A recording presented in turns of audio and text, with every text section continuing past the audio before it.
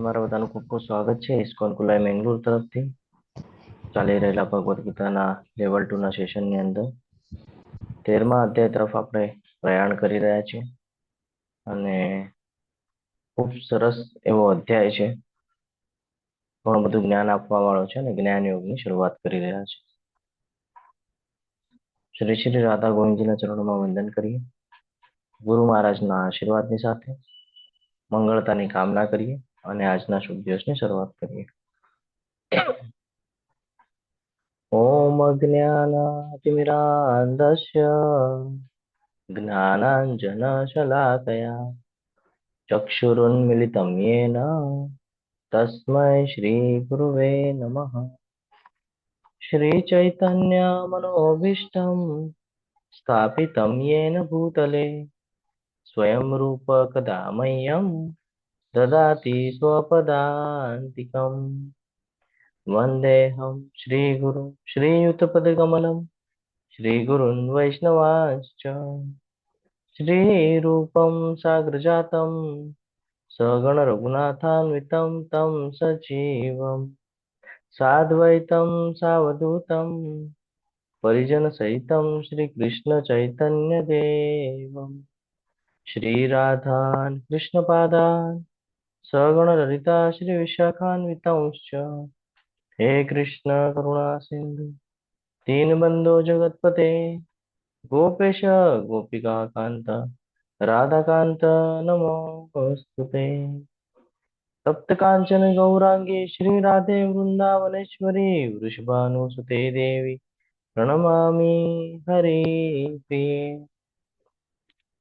વાંછાકલ્પતરુભ્યશ્ચ કૃપા સિંધુભ્ય એવ ચ પતિતાનાં પાવનેભ્યો વૈષ્ણવેભ્યો નમો નમઃ.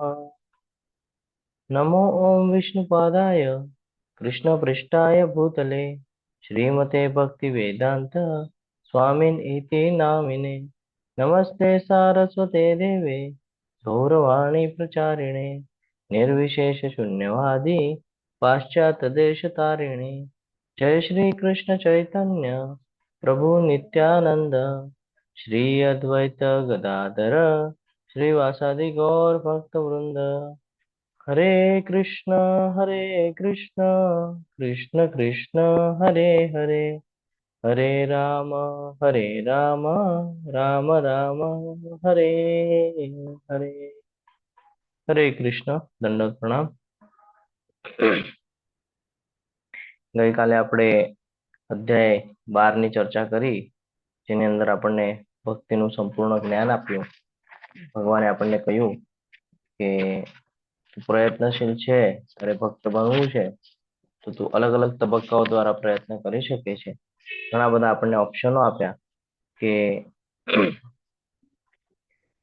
ભક્તિ જ્યારે શરૂઆત કરીએ છીએ તો આપણું મન જે છે એ કંટ્રોલમાં રહેતું નથી. શરૂઆતના સ્ટેજમાં મન અને બુદ્ધિને કંટ્રોલ કરવાની વાત કરે છે ભગવાન, કે મન અને બુદ્ધિમાં મારામાં લગાડી દે.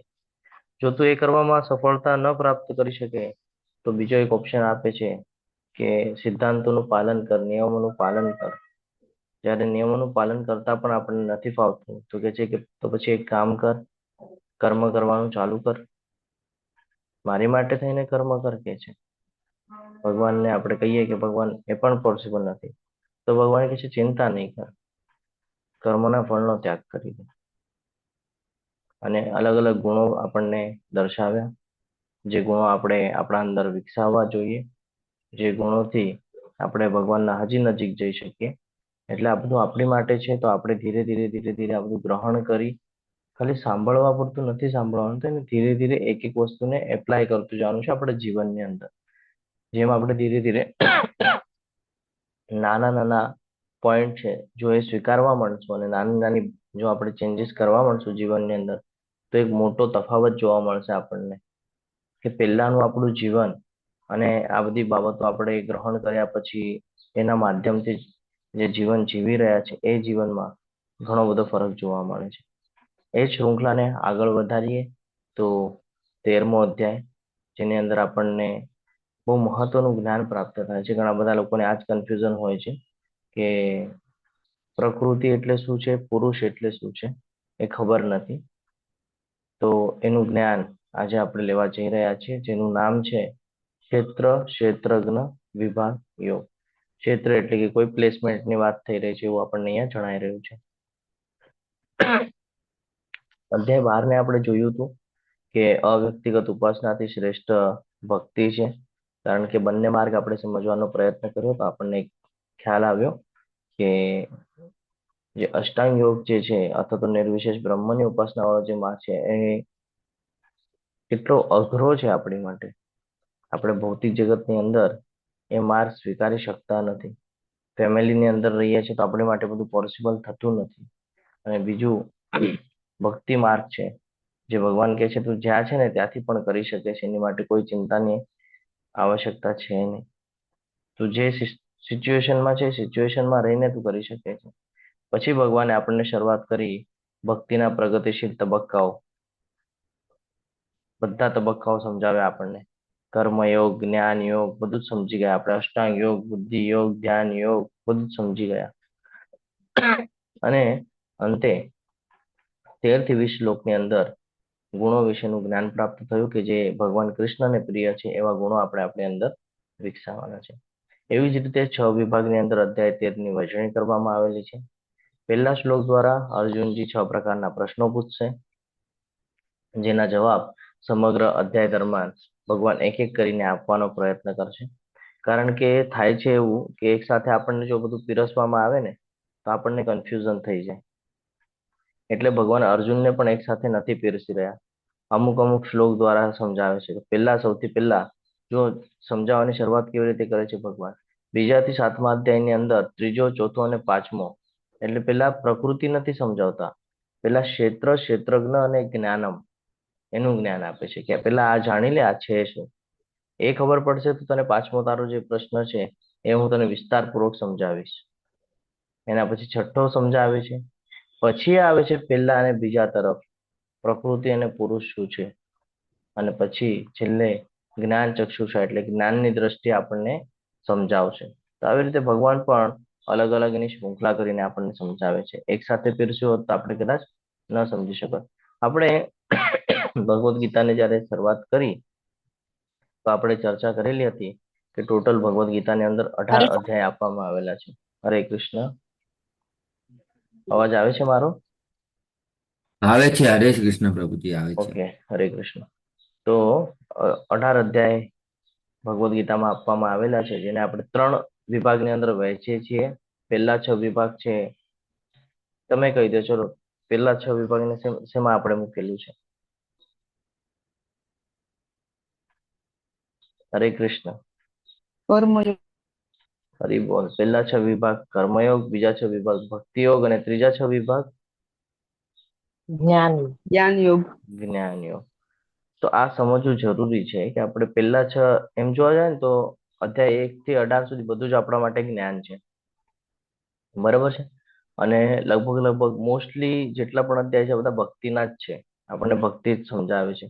પરંતુ આની અંદર પણ ડીપ નોલેજ છે. શું નોલેજ છે?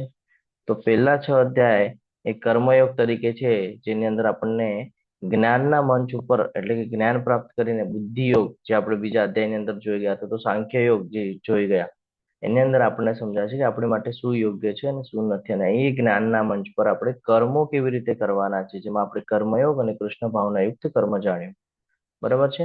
અને ભગવાન કૃષ્ણને પ્રસન્ન કરવા માટે કરવામાં આવેલા કર્મો એ ભક્તિ યોગમાં પરિણમે છે, જે 6ઠ્ઠા અધ્યાયના એન્ડમાં આપણને ખબર પડી. તો પહેલા 6 અધ્યાય આ કર્મ તરીકેનું આપણને જ્ઞાન આપે છે કે તમારે શું કરવાનું છે, શું નથી કરવાનું. 6ઠ્ઠા અધ્યાયની અંદર પણ આપણને મહત્વનું જ્ઞાન મળ્યું. 6ઠ્ઠા અધ્યાયના એન્ડમાં આપણને કીધું છે કે સૌથી સર્વોચ્ચ યોગી કોણ છે?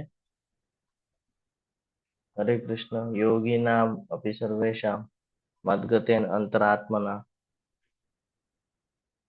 ભગવાન કે છે મારો મત છે. શું કે છે? હરે કૃષ્ણ. યાદ છે શ્લોક કોઈને? યોગી નામ અપી સર્વેશામ. મદ્ગતેન અંતરાત્મના શ્રદ્ધાવાન આગળ ભજતે મામ. આગળ ભગવાન કે છે આ મારો મત છે, હે ને? અંતે કે છે આ મારો મત છે. શું કામ કે છે કે જે ભગવાનની સાથે કનેક્ટિવિટી બનાવી રાખે છે યોગીઓમાં સર્વોચ્ચ છે. અને આને જ કહેવાય છે ભક્તિ યોગ. એને જ આગળ વધારવામાં આવે તો 7મા અધ્યાયથી 12મા અધ્યાય સુધી જે જ્ઞાન પ્રાપ્ત થાય છે એને આપણે કહીએ છીએ ભક્તિ યોગ. અને હવે આજથી જે શરૂઆત થઈ રહી છે એ છે જ્ઞાન યોગ, કારણ કે એને જ્ઞાનની પૂર્ણતા કહેવામાં આવે છે. શું કામ કહેવામાં આવે છે એ આપણે હવે આગળ સમજશું. એક પ્રશ્ન નિર્માણ થાય અહીંયા કે જો ભક્તિ યોગની પરાકાષ્ઠા હોય તો જ્ઞાનને છેલ્લા 6 અધ્યાયમાં શા માટે રજૂ કરવામાં આવેલું છે? કે જો મારે ભક્તિ જ કરવાની છે તો પછી જ્ઞાન શું કામ મૂકેલું છે ભક્તિ પછી? તો પેલા જ્ઞાન મૂકવું જોઈતું હતું, પછી ભક્તિ મૂકવી જોઈતી હતી. તો ભક્તિને વચ્ચે શું કામ મૂકેલી છે? અને એના પછી છેલ્લા 6 અધ્યાયની અંદર આપણને જ્ઞાન શા માટે આપવામાં આવેલું છે? કોઈને ખબર છે એનો આન્સર? હરે કૃષ્ણ.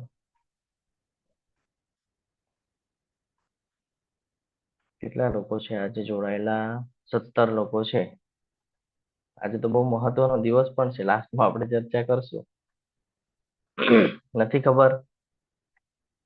જો હું ખાલી તમને ભક્તિનું જ્ઞાન આપી દઉં, પણ એ ભક્તિ કેવી રીતે કરવાની છે, અથવા તો જો તમને ખબર જ નહીં હોય કે ભાઈ કેવી રીતે આ સિસ્ટમ ચાલી રહ્યું છે, પ્રકૃતિ કોણ છે, પુરુષ એટલે શું, પરમ ભોગતા એટલે શું, આ બધું જો તમને ખબર જ ન હોય તો તમે ભક્તિ કરી શકવાના? હરે કૃષ્ણ.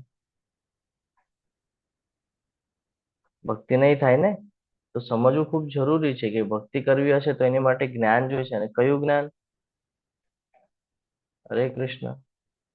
જે જ્ઞાન દ્વારા આપણને એ ખ્યાલ આવે કે આપણે જે કરીએ છીએ એ કેવી રીતે કરવાનું છે. તો સાચું કહીએ તો સમગ્ર ભગવદ્ ગીતા ભક્તિ જ છે, જે આપણે હમણાં ચર્ચા કરી ગયા. પ્રથમ 6 અધ્યાયની અંદર ભક્તિ દ્વારા કર્મને કેવી રીતે પ્રાપ્ત કરવાની છે તેની ચર્ચા કરવામાં આવેલી છે. છેલ્લા 6 અધ્યાયમાં જ્ઞાન દ્વારા ભક્તિને કેવી રીતે પ્રાપ્ત કરવું તેનું વર્ણન છે, અને મધ્યના 6 અધ્યાયમાં ભક્તિની ચર્ચા કરવામાં આવેલી છે. 12મા અધ્યાયમાં ભગવાન કૃષ્ણ જણાવ્યું કે કેવી રીતે પોતાના ભક્તને જન્મ મરણની જે વ્યક્તિગત રીતે મુક્તિ આપે છે એ જ્ઞાન આપણને 12મા અધ્યાયમાં પ્રાપ્ત થઈ ગયું.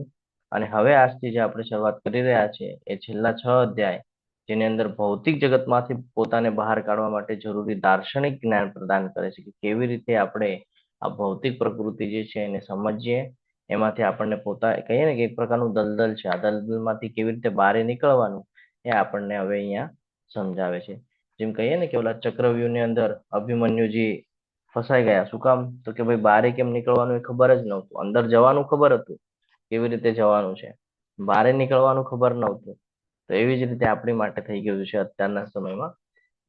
અજ્ઞાનતા એટલી બધી આવી ગઈ છે કે અહીંયાથી બારે કેમ નીકળવું એ ખબર નથી. તો અહીંયા એ આપણને સમજાવશે કે ભાઈ હવે બારે નીકળવાનું છે તમારે, સમય આવી ગયો છે. હવે તમે ભક્તિમાં કહે ને કે ઓલું ફળ હોય એ જ્યારે પાકી જાય તો એક સિચ્યુએશન આવે કે હવે એને તોડવાનું છે ને, એક સિચ્યુએશન આવે કે હવે આ પાકી ગયું છે, હવે આ યોગ્ય થઈ ગયું છે તોડવા માટે, તો તોડવાનું છે. એવી રીતે આપણે પણ હવે એક એવા સ્ટેજ પર આવીને ખમેલા છે કે હવે આપણે હજી સિરિયસ થવાનું છે. અત્યાર સુધી આપણે ચર્ચા કરતા હતા, ભક્તિની વાત કરતા હતા, બધું કરતા હતા. હવે સિરિયસ થવાનું છે. હવે આ જેટલા પણ અધ્યાય છે, એક પણ અધ્યાય મિસ કર્યા વગર ન સમજાય તો પ્રશ્ન પૂછીને એને ક્લિયર કરવા જરૂરી છે. કારણ કે આ જ 6 અધ્યાય છે જે આપણા જીવનમાં જે ભક્તિમય સેવાઓ છે ને એને વધારી શકે છે. તો જ્ઞાન આપણને માયાથી આપણી અનાસક્તિ અને કૃષ્ણ પ્રત્યેની આસક્તિમાં મદદ કરશે. તેથી જ્યારે આપણે જ્ઞાનનો ઉપયોગ ભક્તિ પ્રાપ્ત કરવાના સાધન તરીકે કરીએ છીએ ત્યારે તે ભક્તિનો એક ભાગ બની જાય છે. કહે છે ને કે ભગવાન માટે જે કાંઈ પણ કાર્ય કરીએ એ બધું દિવ્ય બની જાય છે. તો શરૂઆત કરીએ અધ્યાયની. 6 પ્રકારના પ્રશ્નો પૂછે છે. શું પૂછે છે આપણે સમજવાનો પ્રયત્ન કરીએ અને ભગવાન એના જવાબ આપશે. એ જવાબ દ્વારા આપણા જીવનમાં કેવી રીતે એને ઉતારવાનું છે એ પણ આપણે સમજીએ. અર્જુન ઉવાચ પ્રકૃતિમ પુરુષમ ચૈવ ક્ષેત્રમ ક્ષેત્રજ્ઞમેવ ચ એતદ્દેતિ તુ ઈચ્છામિ જ્ઞાનમ જ્ઞેયમ ચ કેશવ. અર્જુને કહ્યું કે હે કૃષ્ણ, હું પ્રકૃતિ તથા પુરુષ એટલે કે ભોગતા, ક્ષેત્ર તથા ક્ષેત્રનો જ્ઞાતા તેમજ જ્ઞાન તથા જ્ઞેય વિશે જાણવા ઈચ્છું છું. અહીંયા પૂછે છે પ્રકૃતિ એટલે શું છે, પુરુષ એટલે શું છે, ક્ષેત્ર એટલે શું, ક્ષેત્રનો જ્ઞાતા એટલે શું, જ્ઞાન એટલે શું અને જ્ઞેય એટલે શું. તો અહીંયા આપણને ખૂબ સરસ રીતે અલગ અલગ શ્લોકના માધ્યમથી સમજવાનું છે કે ભગવાન આપણને શું કામ આ બધું જ્ઞાન આપી રહ્યા છે. પ્રકૃતિ એટલે આ જે ભૌતિક પ્રકૃતિ જે આપણને દેખાય છે, જેની અંદર સૂર્ય, ચંદ્ર, બધા ગ્રહ, નક્ષત્રો, વૃક્ષ, પર્વત, બધા જીવો, આ જે કાંઈ પણ છે બ્રહ્માજીથી માંડીને નીચેના 29 નરકલોક સુધી, આ બધું ભૌતિક પ્રકૃતિ કહેવાય. પુરુષ એટલે તો કે જે આ પ્રકૃતિનો આનંદ માણે છે એ. ક્ષેત્ર એટલે શરીર, ક્ષેત્રજ્ઞ એટલે એની અંદર જે નિવાસ કરે છે એ આત્મા અને પરમાત્મા. બધા શરીરમાં જાણે છે, બધા શરીરને જાણે છે પરમાત્મા, બરાબર છે. આ જ જે જ્ઞાન છે આ જ્ઞાનને જ સમજી લેવું એટલે એને જ્ઞાનમ કહેવામાં આવે છે. અહીંયા લખેલું પણ છે ક્ષેત્ર અને ક્ષેત્રજ્ઞની સમજ. અને અંતે જ્ઞેયમ એટલે કે જ્ઞાનનું લક્ષ્ય શું હોવું જોઈએ ને એ આપણને સમજાવે છે કે પરમાત્મા. આપણે ચર્ચા આગળ વધારીએ તો ખૂબ સરસ રીતે અહીંયા આપણને દેખાઈ રહ્યું છે કે ક્ષેત્ર એટલે કે શરીર કોના માટે, તો કે પ્રવૃત્તિના ક્ષેત્ર તરીકે કોને શરીર મળે છે? બધા આત્માને શરીર મળે છે. શું કામ આ સ્ટ્રક્ચર ભગવાને બનાવ્યું છે? કોણ કહેશે? હરે કૃષ્ણ. જો આ જીવને આ શરીર ના આપ્યો તો શું થાત? શું કામ બનાવ્યું છે આ? કોણ કહેશે? હરે કૃષ્ણ. કેમ આજે કોઈ છે નહીં એક્ટિવલી પાર્ટિસિપેશન કરવા માટે? હરે કૃષ્ણ પ્રભુજી. એટલે આપણે ભોગવવા માંગતા હતા, એટલે આપણે સ્વતંત્ર ઈચ્છા પૂરી કરવા માંગતા હતા, એટલે ભગવાને આ ભૌતિક શરીર આપણને આપ્યું. ઓકે. આપણને છે ને હંમેશા પ્રશ્ન થવા જોઈએ. શું પ્રશ્ન થવા જોઈએ ખબર છે? સૌથી પહેલો પ્રશ્ન તો આ થવો જોઈએ કે ભાઈ હું છું કોણ? હું છું કોણ? તમે લોકો કહેશો પ્રભુજી તમે તો આનંદ સાગર પ્રભુજી છો. ક્યાર સુધી? જ્યાં સુધી આ દેહ છે ત્યાં સુધી, બરાબર. તો ખબર પડે કે ભાઈ આ દેહ નષ્ટ થવાનું છે, તો કે હા. તો કે આ શરીર શું છે, પછી આ દેહ શું છે? આ બીજો પ્રશ્ન થવો જોઈએ. તો ખબર પડે કે ભાઈ પંચતત્વનું બનેલું શરીર, હા, એ પંચતત્વ પાછું એમાં જ વિલીન થઈ જશે. યસ નારાયણી માતાજી બોલો. હરે કૃષ્ણ. હરે કૃષ્ણ પ્રભુજી. એટલે બોલો. જીવાત્મા છે એ ભગવાનનો અંશ છે, પરંતુ જ્યારે જીવ ભગવાનની સ્વતંત્ર ભોગ કરવાની ઈચ્છા કરે છે ત્યારે તે ભૌતિક જગતમાં આવવાની તક મેળવે છે. ભૌતિક શરીર છે એ ભગવાન કોઈને જબરદસ્તી શરીર આપતા નથી. જીવના કર્મ અને વાસના અનુસાર પ્રકૃતિ તેને યોગ્ય શરીર આપે છે. પ્રકૃતિ યંત્ર બનાવે છે અને જીવ તેમાં બેસીને કર્મફળ ભોગવે છે. એટલે સુખ દુઃખનો અનુભવ કરીને જીવ સમજે છે કે સ્થાયી સુખ ભૌતિક જગતમાં નથી, ત્યારે તે ભગવાન તરફ વળે છે. હરે કૃષ્ણ. હરે કૃષ્ણ. ખૂબ ખૂબ આભાર માતાજી. તો આજ આપણને વિસ્તૃતલી સમજવાનું છે. આપણે સ્લોલી એટલા માટે લઈએ છીએ કે આ ઘણા બધા લોકોને અધ્યાય 13 બહુ કન્ફ્યુઝન વાળો લાગતો હોય કે ભાઈ આ બધું શું છે, સમજાતું નથી. એટલે અહીંયા પ્રશ્ન થવા જરૂરી છે કે ભાઈ હું કોણ છું? ત્યારે ખબર પડે કે ભાઈ નામથી આપણે સંબોધન કર્યા તો કોઈ પદવીથી સંબોધન કરીએ. તમે કહેશો આનંદ સાગર પ્રભુજી છો, તો આનંદ સાગર પ્રભુજી ક્યાં સુધી? તો કે જ્યાં સુધી દેહ છે ત્યાં સુધી. તો બીજો પ્રશ્ન તરત તૈયાર થવો જોઈએ કે ભાઈ આ શરીર એટલે શું છે? તો કે પંચતત્વનું બનેલું છે, પાછું પંચતત્વમાં વિલીન થઈ જશે. તો કે તો એ નષ્ટ થશે તો શું રહી જાય છે પછી? એમાં બાકી શું રહી જાય છે? શેષ શું રહી જાય છે? તો કે આત્મા. અહીંયા તરત ખબર પડવી જોઈએ, તરત પ્રશ્ન થયો છે ભાઈ આત્મા એટલે શું? તો કે ભાઈ અંશ છે કોકનો. કોનો અંશ છે? તો કે પરમાત્માનો. હવે જયારે આ ખબર પડી કે ભાઈ પરમાત્મા છે, આત્મા છે, શરીર છે, પ્રકૃતિ, તો આ બધું કામ કેવી રીતે કરે છે? આવી રીતે આપણને પ્રશ્ન થવા ખૂબ જરૂરી છે. તો અહીંયા કે છે કોના માટે? તો કે પ્રવૃત્તિના ક્ષેત્ર તરીકે કોને શરીર મળે છે? બધા આત્માને શરીર મળે છે. શા માટે મળે છે? તો કે આત્મા ભૌતિક અસ્તિત્વમાં ફસાઈ ગયો છે, કારણ કે તેના પર પ્રભુત્વ કરવા માંગે છે. કયું શરીર નક્કી કરવું એ માપદંડ? તો કે ભાઈ ભૌતિક ઉર્જા પર પ્રભુત્વ મેળવવાની ક્ષમતા અનુસાર, ઇન્દ્રિય સંતોષ માણવાની ક્ષમતા અનુસાર અને વ્યક્તિને તે મુજબ કાર્ય કરવા માટે એક ચોક્કસ શરીર પ્રાપ્ત કરવામાં આવે છે. આને જ આપણે ડિટેલ્સથી સમજવાનો પ્રયત્ન કરીએ. પ્રકૃતિ જો તમને ન સમજાય તો તમે નોટ પેન સાથે રાખો, લખી લેજો. પણ સૌથી સિમ્પલ અધ્યાય છે આ. એકદમ આપણે પ્રયત્ન કરશું કે એને એકદમ સરળતાથી સમજીએ. પ્રકૃતિ એટલે કે ભગવાનની ભૌતિક શક્તિ. આટલું તો સમજાય છે આપણને. કયા અધ્યાયમાં ભગવાને જ્ઞાન આપેલું છે આપણને આ? હરે કૃષ્ણ. 7મા અધ્યાયમાં ભગવાન એમના પ્રકૃતિ વિશેનું જ્ઞાન આપેલું ને આપણને. પરાશક્તિ અપરાશક્તિ યાદ આવે છે? હા પ્રભુજી. હા. તો ભૌતિક પ્રકૃતિની અંદર શું આવે? તો કે પંચ મહાભૂત આવે. આ શરીરની આપણે જ્યારે વાત કરીએ તો આ શરીરનું સ્ટ્રક્ચર કેવી રીતે તૈયાર થાય છે? તો કે 5 એલિમેન્ટ્સ છે, પંચ મહાભૂત. કયા કયા? પૃથ્વી, અગ્નિ, જળ, વાયુ, જળ, આકાશ. અગ્નિ, વાયુ ને આકાશ. હવે એની અંદર આવે સૂક્ષ્મ શરીર એટલે કે મન, બુદ્ધિ અને અહંકાર. આ 3નો સમાવેશ થાય. એટલે આનું કનેક્શન જ્યારે થાય ત્યારે પૃથ્વીમાં કાર્ય કરી શકે. આ જે પૃથ્વી જે છે, આ પ્રકૃતિ જે છે, એમાં કાર્ય એની મેળે નહીં થાય. તો કે સંયોજન જોઈશે. કોનું કોનું? પંચ મહાભૂત, મન, બુદ્ધિ અને અહંકાર. જે 7મા અધ્યાયની અંદર આપણને કીધું છે ને, ઓલો એક શ્લોક છે કે જેની અંદર ભગવાન કહે છે કે આખું ભૌતિક જગત જે છે એ પ્રકૃતિથી બનેલું છે, તો એ મેં બનાવેલું છે. આઈ થિંક એ શ્લોક છે ભૂમિરા અપનોલો વાયુ કરીને એક શ્લોક છે. મને એક્ઝેક્ટલી યાદ નથી આવતો. એવો શ્લોક છે. એની અંદર કહે છે કે એક એક્ઝામ્પલ લઈએ આપણે તો માટલાનું એક્ઝામ્પલ લઈએ આપણે, સમજો. બરોબર છે? એક એલિમેન્ટ જો આપણે લઈએ એમાંનું, તો માટલું છે. માટલું શેનું બનેલું હોય? માટીનું.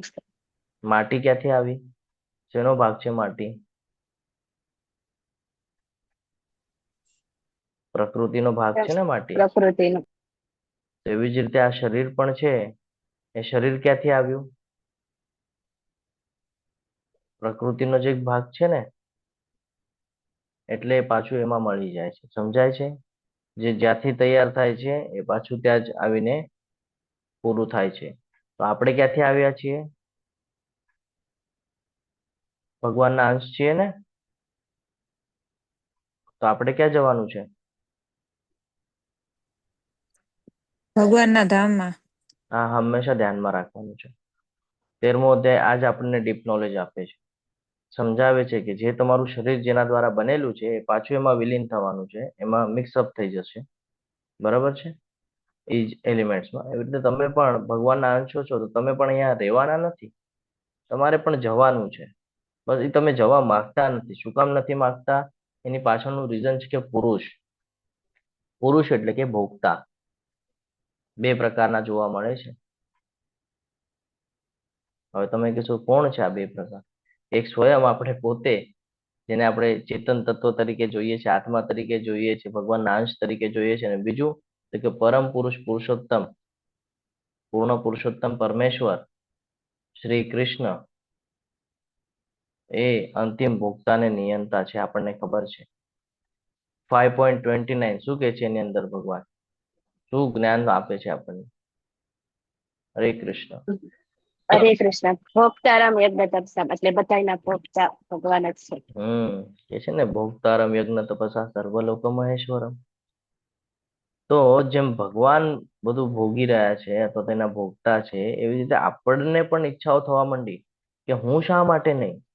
મારી પણ ઈચ્છા છે, મને પણ જવું છે. તો ભગવાને આપણને કીધું તથાસ્તુ, જા પણ પાછો આવજે. આપણે ભગવાનને પ્રોમિસ કરીને આવ્યા કે હા હા હું ચોક્કસ આવીશ. પણ જ્યારે અહીંયા આવ્યા ને તો આપણને એવું લાગ્યું કે હવે આપણે છૂટા છીએ. ઓલું બાળક હોય ને, એને ગાર્ડનના અંદર તમે લઈ જાઓ અને આંગળી પકડીને લઈ ગયા હો, તમે રસ્તા બધું ક્રોસ કરાવો, જ્યારે એનું ગેટ આવે તો તમારી આંગળી છોડીને ભાગવા માંડે. જોયું છે આવું ક્યારે? હરે કૃષ્ણ. તરત જાય, ઓલા હિંચકા પર રમવા જાય ને બીજું બધું હોય એમાં રમવા જાય ને દોડે ને રમે ને. આવી કઈક પ્રવૃત્તિ આપણે કરેલી છે. કે ભગવાને આપણે આંગળી પકડી હતી, ભગવાનને આપણે રિક્વેસ્ટ કરી કે ભાઈ અમને લઈ જાઓ ને આ ભૌતિક જગતની અંદર. ભગવાને કીધું ઓકે વાંધો નહીં. જેવા ભૌતિક જગતમાં પહોંચ્યા સીધી આંગળી છોડી દીધી ને ભાગવા માંડ્યા, મન ફાવે એમ રમવા માંડ્યા. આ જ સિચ્યુએશન આપણી સાથે થાય છે. ઓલું બાળક ગાર્ડનમાં રમતું હોય તો એ મા બાપને, ઘરને બધું ભૂલી જાય છે. ભૂલી જાય છે કે નહીં એટલા સમય માટે? એને એ શેમાં વ્યસ્ત રહે છે? તો કે રમવામાં. આપણે પણ શેમાં વ્યસ્ત રહી ગયા? ભૌતિક જગતમાં. આપણને પણ ઈચ્છા થઈ કે ભાઈ હવે હું જ આનું માલિક છું. તો અહીંયા વાત આવી રહી છે ક્ષેત્રની. ક્ષેત્ર એટલે કે શરીર. ક્ષેત્ર એટલે કોઈ પ્લેસની વાત કરે છે, તો શરીર હતું તો જમીન, એક ભૂખંડ સમજી લઈએ આપણે. દર વખતે આપણે એની ચર્ચા કરીએ છીએ ભૂખંડને, એટલે આજ વખતે થોડું અલગ રીતે સમજવાનો પ્રયત્ન કરીએ છીએ. ક્ષેત્ર અને ક્ષેત્રને જાણનાર. તો ક્ષેત્રને કોણ જાણે છે? કોઈ તમારું પ્લેસ હોય, કોઈ જગ્યા હોય, તમારી પ્લોટ હોય, પ્રોપર્ટી હોય, તો એને બે લોકો જાણતા હોય. એક એનો માલિક અને બીજું ગવર્મેન્ટ ઓફિસમાં જાય એની માહિતી હોય એ. હવે આમાં એક વાત સમજવા જેવી છે કે અહીંયા આપણે સમજો જેટલા પણ પાર્ટિસિપેટ છે બધા પાસે થોડું થોડું જમીનનો ટુકડો છે. હવે બધાને ખાલી પોતપોતાના ટુકડા વિશેની માહિતી છે, અને બહુ બહુ તો આજુબાજુના ટુકડા છે થોડું ઘણું ખબર હોય કે ભાઈ બાજુનો પ્લોટ આનો છે, આ બાજુનો પ્લોટ આનો છે, થોડું ઘણું ખબર. પણ જે ગવર્મેન્ટ ઓફિસ હોય ને એને બધા પ્લોટની માહિતી હોય કે આ કોનો છે, ઓલો કોનો છે, ઓલો કોનો છે, ઓલો કોનો છે, બધું. સેમ એસ ક્ષેત્ર અને ક્ષેત્રજ્ઞ છે. ક્ષેત્ર એટલે કે આપણે, અને ક્ષેત્રજ્ઞ એટલે કે એના જાણકાર. તો જાણકાર બે પ્રકારના છે, એક આપણે અને એક ભગવાન. આપણે ખાલી પોતાને જાણીએ છીએ, ભગવાન બધાને જાણે છે. તો આ સમજવું ખૂબ જરૂરી છે. આ જે શરીર છે, આ શરીરનો ઉપયોગ શા માટે કરવાનો છે ને એ જ આપણને નથી ખબર. આપણે આ શરીરનો ઉપયોગ મન ફાવે એમ કરી રહ્યા છે, જે આપણી માટે વ્યાજબી નથી. જેવી રીતે ફરીથી આપણે વાત કરીએ, ક્ષેત્ર એટલે શરીરની વાત કરીએ છીએ આપણે. તો એક ખેડૂતને જો આપણે જોઈએ કે જેમ ખેડૂતનું કોઈ ખેતર હોય, હા, એવી રીતે આ જીવ જે છે એ જીવ માટે આ શરીર એ કર્મનું ખેતર છે. આના ઉપર એને કર્મ કરવાનું છે. ખેડૂત હોય એના જમીન ઉપર ખેતી કરે ને, આપણે આના ઉપર ખેતી કરવાની છે. શું ખેતી કરવાની છે? કે એ જે કાંઈ પણ વાવશે, કન્ફ્યુઝન થતા નહીં, પ્રશ્ન થાય તો પૂછજો, કારણ કે હું તમને ડીપમાં લઈ જાઉં છું થોડું, કારણ સમજવું જરૂરી છે. ઘણા બધાને આ અધ્યાય બહુ હાર્ડ જતો હોય, હું સરળતાથી સમજાવવાનો પ્રયત્ન કરી રહ્યો છું. જમીન હોય, જમીનનું આપણે શું કરીએ? જે ખેતર હોય એની અંદર બી વાવીએ, તો જે પ્રકારનું બી નાખીએ એ પ્રકારનું ઉગીને આવે. આટલું તો ખબર છે ને આપણને? કે કોઈ હા ખેડૂત પ્રભુજી. હોય જે પ્રકારનું બી વાવે એ પ્રકારનું ઉગીને. સેમ એજ આ શરીર છે, આ ખેતર છે સમજી લો તમારી માટે, અને આત્મા છે એ કર્મ કરાવી રહ્યું છે, એમાં બી વાવી રહ્યું છે. હવે તમે આ શરીર દ્વારા જેવા પ્રકારનું કર્મ કરશો, જે પ્રકારનું બી વાવશો, એવું તમને કહીએ ને કે ભાઈ શું કે એને ખેતી થશે. જે કાંઈ પણ ઉગીને મળશે તમને, બરાબર છે, એ જે તમે વાવશો એ જ મળશે. સેમ એજ આ શરીરનું છે. આ શરીર દ્વારા તમે જે ખેતી કરશો, જે કર્મ કરશો, એ જ પ્રકારનું તમને આગળ ફળ મળશે. આટલું ક્લિયર છે? હા પ્રભુજી, હા એટલે પ્રભુજી. ઓલી વાત છે ને, જો બોએગા વહી કાટેગા. હા, રાઈટ. તો હવે થઈ ગયું. અહીંયા કેટલી બાબતો શીખી ગયા આપણે? શું શું જોઈ ગયા આપણે? પ્રકૃતિ શું છે જોઈ ગયા, પુરુષ શું છે જોઈ ગયા, ક્ષેત્ર શું છે જોઈ ગયા. તો હવે આવે આપણે ક્ષેત્રજ્ઞ તરફ. હા, કે શરીરને જાણવું એટલે જ કે ભાઈ ક્ષેત્રજ્ઞ. હવે શરીરને જાણવાનો અર્થ શું થાય છે? હરે કૃષ્ણ. તમને કોઈ બે જમીન બતાડવામાં આવે અને તમે જમીનને જ્યારે જુઓ, તમારા માહિતી પ્રમાણે તમે માહિતી આપો કે ભાઈ આના ઉપર તું આ વસ્તુ લગાડીશ તો તને સારું ફળ મળશે, અને આના ઉપર આ વસ્તુ લગાડીશ તો તને ખરાબ ફળ મળશે. આનું જ્ઞાન હોવું જરૂરી છે. આ જ સમજવાનું છે અહીંયા આપણે ક્ષેત્રજ્ઞ તરીકે. કે આપણે પોતાને જાણીએ તો છીએ, આપણે એક્સેપ્ટ પણ કરીએ છીએ કે ભાઈ હું આત્મા છું, પરંતુ કરવાનું શું છે આ શરીર દ્વારા એ નથી ખબર. કે આ શેની માટે ફળદ્રુપ જમીન છે, હા, આ શરીર શેની માટે ઇમ્પોર્ટન્ટ છે નથી ખબર. તો એની માટે આ સમજવું જરૂરી છે કે આપણે આ શરીર દ્વારા પ્રભુત્વ નથી જમાવવાનું, આ શરીર દ્વારા આપણે સેવા કરવાની છે. કોની સેવા કરવાની છે? તો કે પરમાત્માની. તો ક્ષેત્ર એટલે આ શરીર, અને ક્ષેત્રજ્ઞ એટલે એને જાણનાર, એક આપણે અને બીજા ભગવાન. આપણે એકલા બેઠા હોય બંધ રૂમની અંદર, અને આપણને ક્યારેક ક્યારેક એવું થાય, લાવ ને મને ક્યાં કોઈ જોવે છે, ચલો ને હું 4 નિયમો એકાદો નિયમ બ્રેક કરી નાખું, ક્યાં કોઈ જોવા આવવાનું છે મને. પરમાત્માને બધી ખબર છે તમે શું કરી રહ્યા છો, તમારા મનની અંદર શું વિચાર ચાલી રહ્યો છે, બધું જ્ઞાન છે. એટલે કોઈ પણ બાબત કરતા પહેલા ધ્યાન રાખવાનું છે કે આપણે શું કરી રહ્યા છે આ શરીર દ્વારા શું કરવા યોગ્ય છે, આ બધું હંમેશા યાદ રાખવાનું છે. આ જ બાબતો જાણીએ, સમજીએ અને જીવનમાં ઉતારીએ, આને જ કહેવાય છે જ્ઞાન. જ્ઞાન એટલે કે એવું નથી કે મેં ભગવદ્ ગીતાના 700 શ્લોક વાંચી લીધા એટલે મને જ્ઞાન આવી ગયું, ખબર પડી ગઈ ક્ષેત્ર એટલે શું, ક્ષેત્રજ્ઞ એટલે શું, આ ખબર પડી ગઈ, એને જ્ઞાન કહેવાય છે. હરે કૃષ્ણ. જ્ઞાન એટલે શું? હરે કૃષ્ણ, આપણે શું કરવાનું છે શરીર પ્રાપ્ત કર્યા પછી એ સાચું જ્ઞાન છે. હરી બોલ. કે તમને જે જમીન આપવામાં આવેલી છે એઝ અ ખેતર, બરાબર છે, એનો તમે શું ઉપયોગ કરી રહ્યા છો ને એ બહુ મહત્વનું છે. અને એનો કેવી રીતે ઉપયોગ કરવાનો છે, ત્યાં કયું પાક લગાડવાનો છે, પાકમાં કઈ કઈ બાબતોની ધ્યાન રાખવાની છે, યુરિયા નાખવાનું છે કે કોઈ દવા નાખવાની છે કે સમય સમય એના પર સ્પ્રે કરવાનું છે કે કટિંગ કરવાની છે, આ બધું હોવું જરૂરી છે. જો તમને આ ન ખબર હોય ને હું તમને કોઈ પ્લોટ આપી દઉં અને હું તમને કહું કે આના પર તમારે ખેતી કરવાની છે, શું તમે ખેતી કરી શકશો? ના પ્રભુજી. એવી જ રીતે જાણવા જો તમને આ જેવું છે. ખાલી શરીર મળી ગયું છે અને તમને એનો ઉપયોગ જ ખબર નથી, તો શું તમે એનો યોગ્ય લાભ લઈ શકશો? ના પ્રભુજી. આને જ કહેવાય છે જ્ઞાન. કે જ્ઞાન એટલે કે જે ગઈકાલના અધ્યાયની અંદર ભગવાને આપણને કીધું કે વિનમ્રતા હોવી જરૂરી છે, તો આપણા સ્વભાવની અંદર આ દેખાઈને આવવું જોઈએ.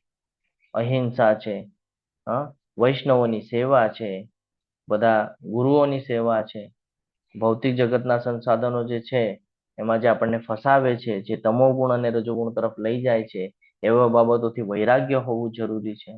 અને એની સાથે સાથે જ ભગવાનની અનન્ય ભક્તિ હોવી ખૂબ જરૂરી છે. આ જ બધું જ્ઞાન આપણને આગળ ધીરે ધીરે જેમ વધશું આપણે એમ ભગવાન આપણને આપશે. તો કે આને કહેવાય છે જ્ઞાન. તો જ્ઞેય એટલે શું? કે આ જ્ઞાનને જાણવું, ખાલી જાણવું નહીં તો જીવનમાં ઉતારવું. સમજાય છે? હરે કૃષ્ણ. કે ભગવાન કૃષ્ણ કોણ છે, પરમાત્મા કોણ છે, આત્મા કોણ છે, આ શરીર શું છે, એટલે કે તમે એમ સમજી લો કે ખેતરનો શું ઉપયોગ કરવાનો છે, કોના દ્વારા કરવાનો છે? ખેડૂત દ્વારા. તો ખેડૂત કોણ છે, એના ઉપર જવાનું છે, તો ભાઈ ક્યાંથી આ બધું પ્રાપ્ત થયું એ આપણને ખબર પડે છે, એટલે કે પરમાત્મા. ક્લિયર છે? હરે કૃષ્ણ. આટલું સિમ્પલ છે આ, જો સમજવા જઈએ તો. ઘણા બધા લોકોને અહીંયા જ કન્ફ્યુઝન થાય કે શું છે શું છે શું છે.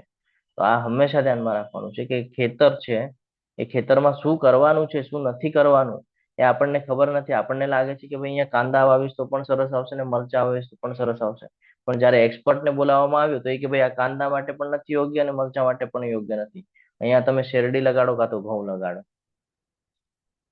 સમજાય છે? અને આ જ જ્ઞાન પ્રાપ્ત કરવાને કહેવાય છે જ્ઞાન.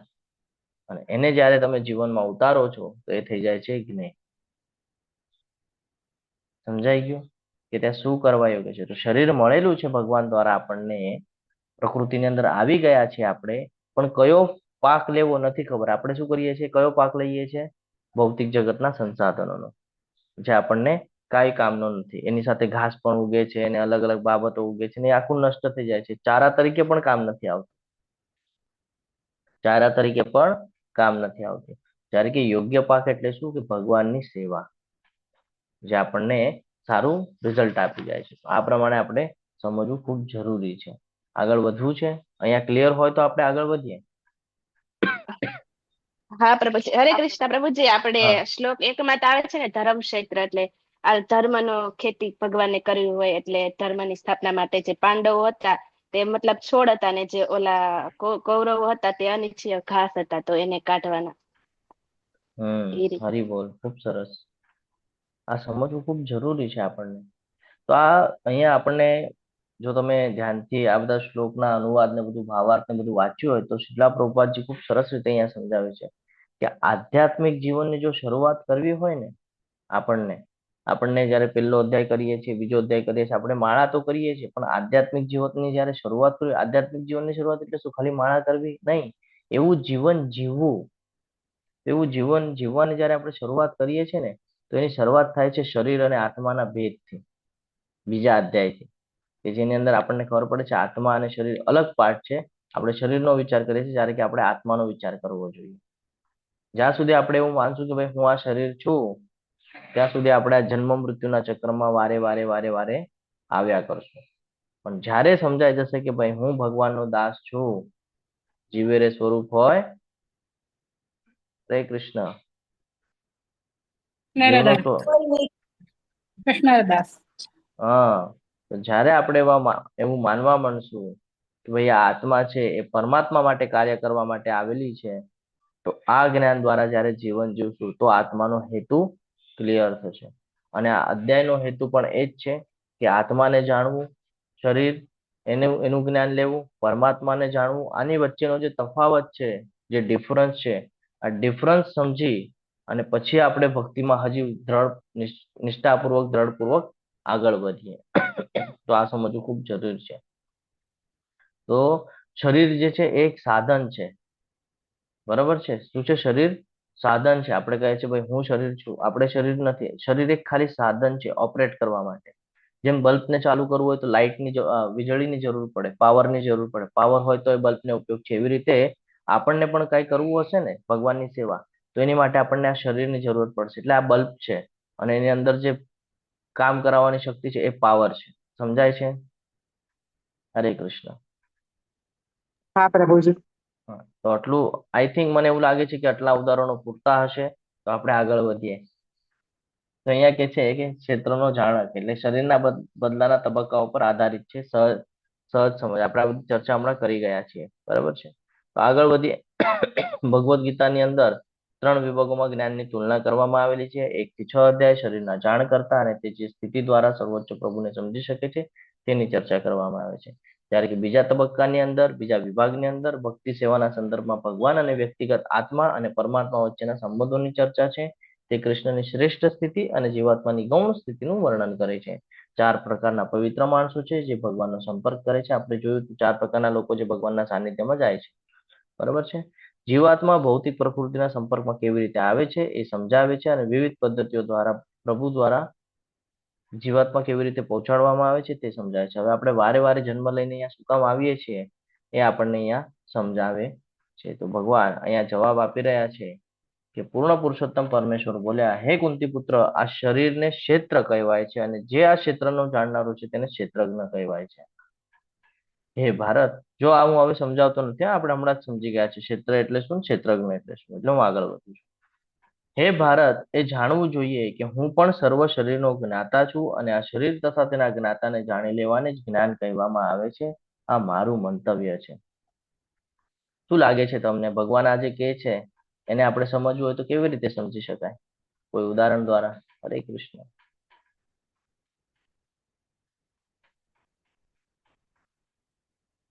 એકાદું ઉદાહરણ આપી શકાય? જો તમને પ્રશ્નો કોઈ પૂછી લે કે તમે ભગવદ્ ગીતા શીખો છો, તો આપણે કહીએ હા હું ભગવદ્ ગીતા શીખું છું, 13મા અધ્યાયને સમજાવો તો શું કહી શકાય? આ શ્લોક પૂછે આપણને કે ભાઈ 13.3 ના અંદર જે કીધું છે એ કેવી રીતે સમજી શકાય? હરે કૃષ્ણ. હે ભારત, એ જાણવું જોઈએ કે હું પણ સર્વ ક્ષેત્રનો શરીરનો જ્ઞાતા છું.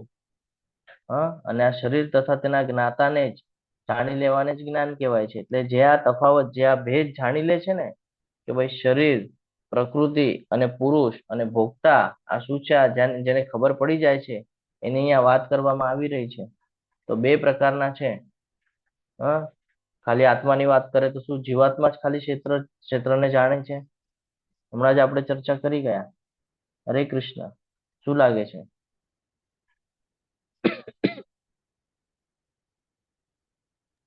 કેમ આજે કોઈ બોલતું નથી? પ્રભુ કાર ને ડ્રાઈવર નું આપી શકીએ ને પ્રભુજી એક્ઝામ્પલ.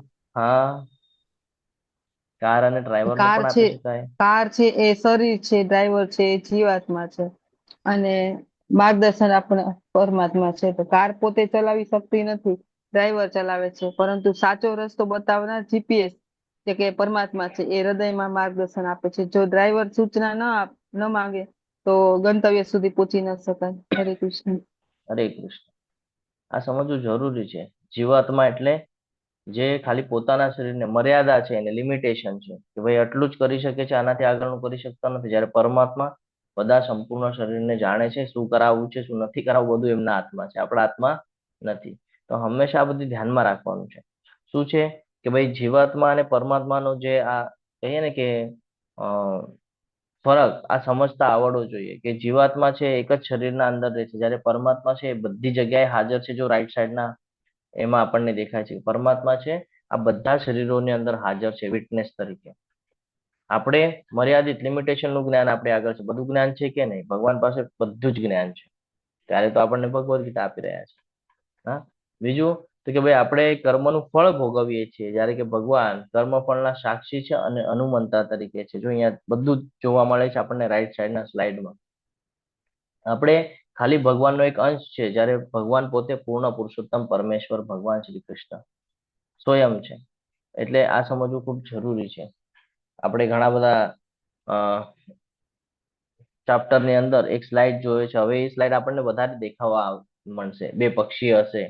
હા, એકચ્યુઅલી આ શ્વેતા ઉપનિષદ અને મુંડક ઉપનિષદની અંદરનું વર્ણન છે, કે એની અંદર બતાડે છે કે એક વૃક્ષ છે એના ઉપર બે પક્ષી બેસેલા છે.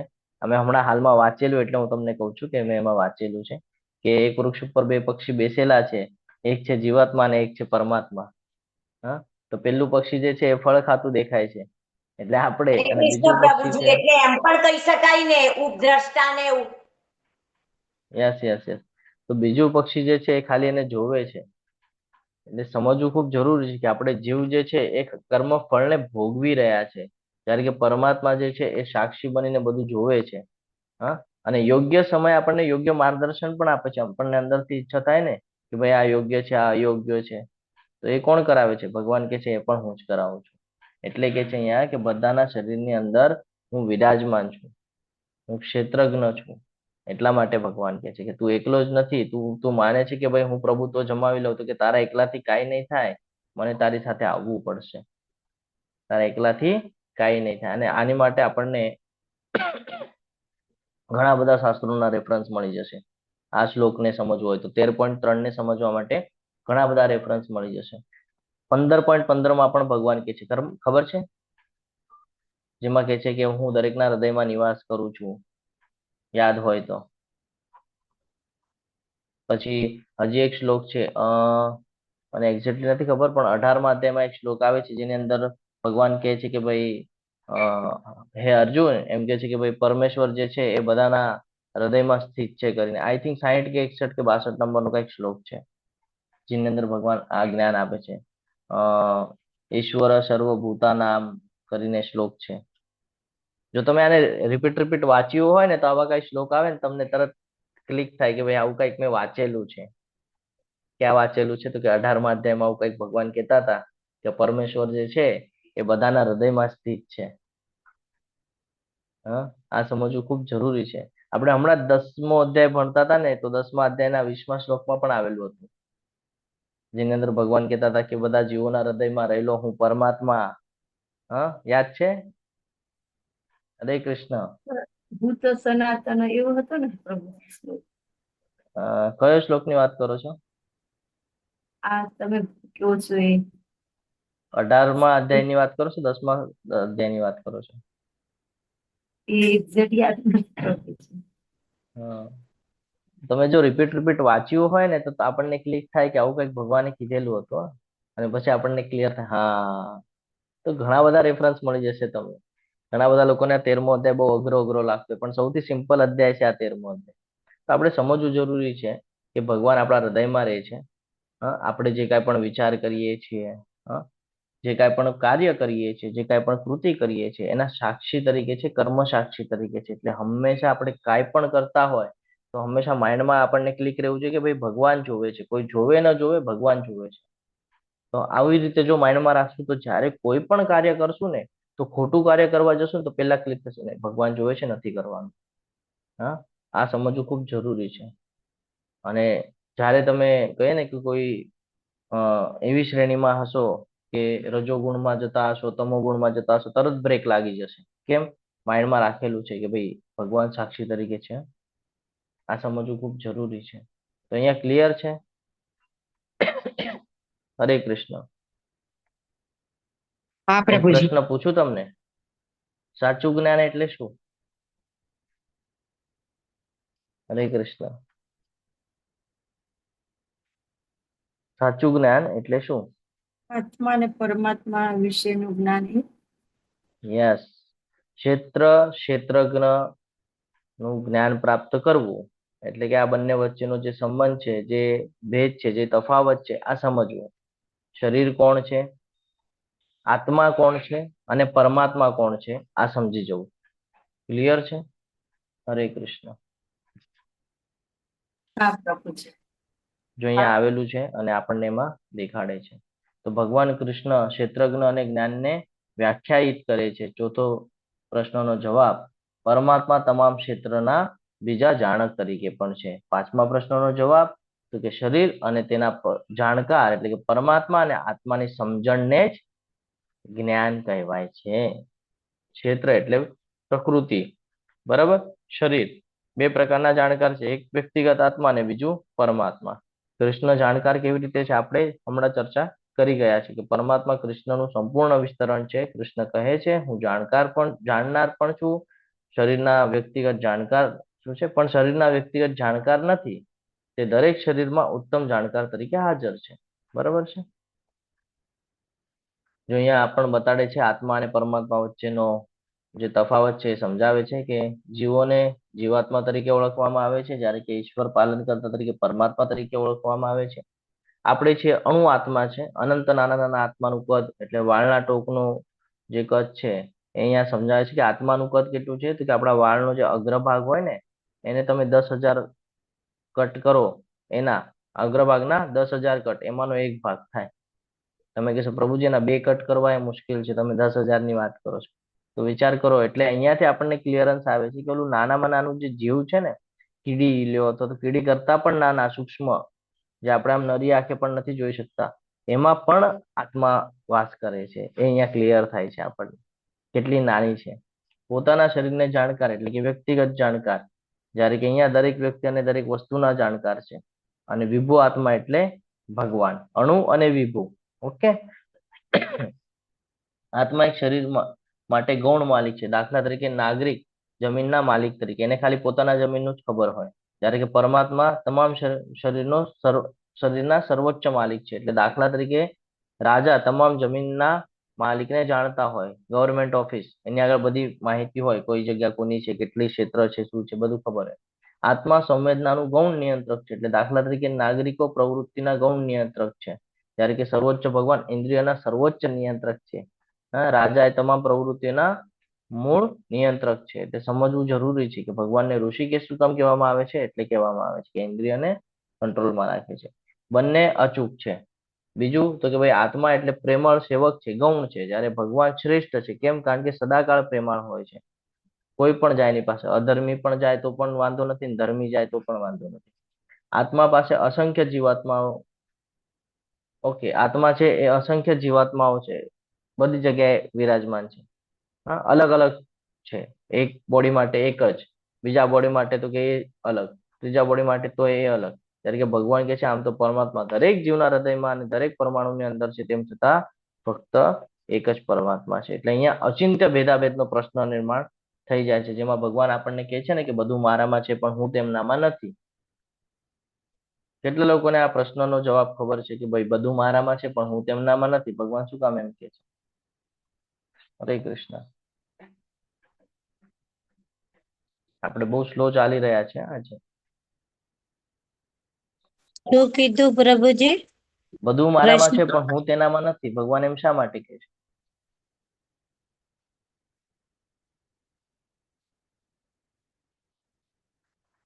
હરે હરે કૃષ્ણ. કૃષ્ણ. એટલે એમ કે બધી શક્તિઓ તો મારી જ છે, તમે પોતે સ્વતંત્ર રીતે કશું નથી કરી શકતા, પણ છતાંય તમને સ્વતંત્રતા આપી છે કે તમારે શું કરવું. લાસ્ટમાં આપણે આને સમજશું. તો આગળ વધીએ ચોથા શ્લોક તરફ. હવે તું મારી પાસેથી આ સર્વ વિશે સંક્ષિપ્તમાં સાંભળ કે કર્મ ક્ષેત્ર શું છે, તેનું બંધારણ કેવી રીતનું છે, આમાં ક્યાં ફેરફાર થાય છે, આ ક્યાંથી ઉત્પન્ન થાય છે, કર્મ ક્ષેત્રને જાણનારો કોણ છે અને તેનો પ્રભાવ કેવો છે.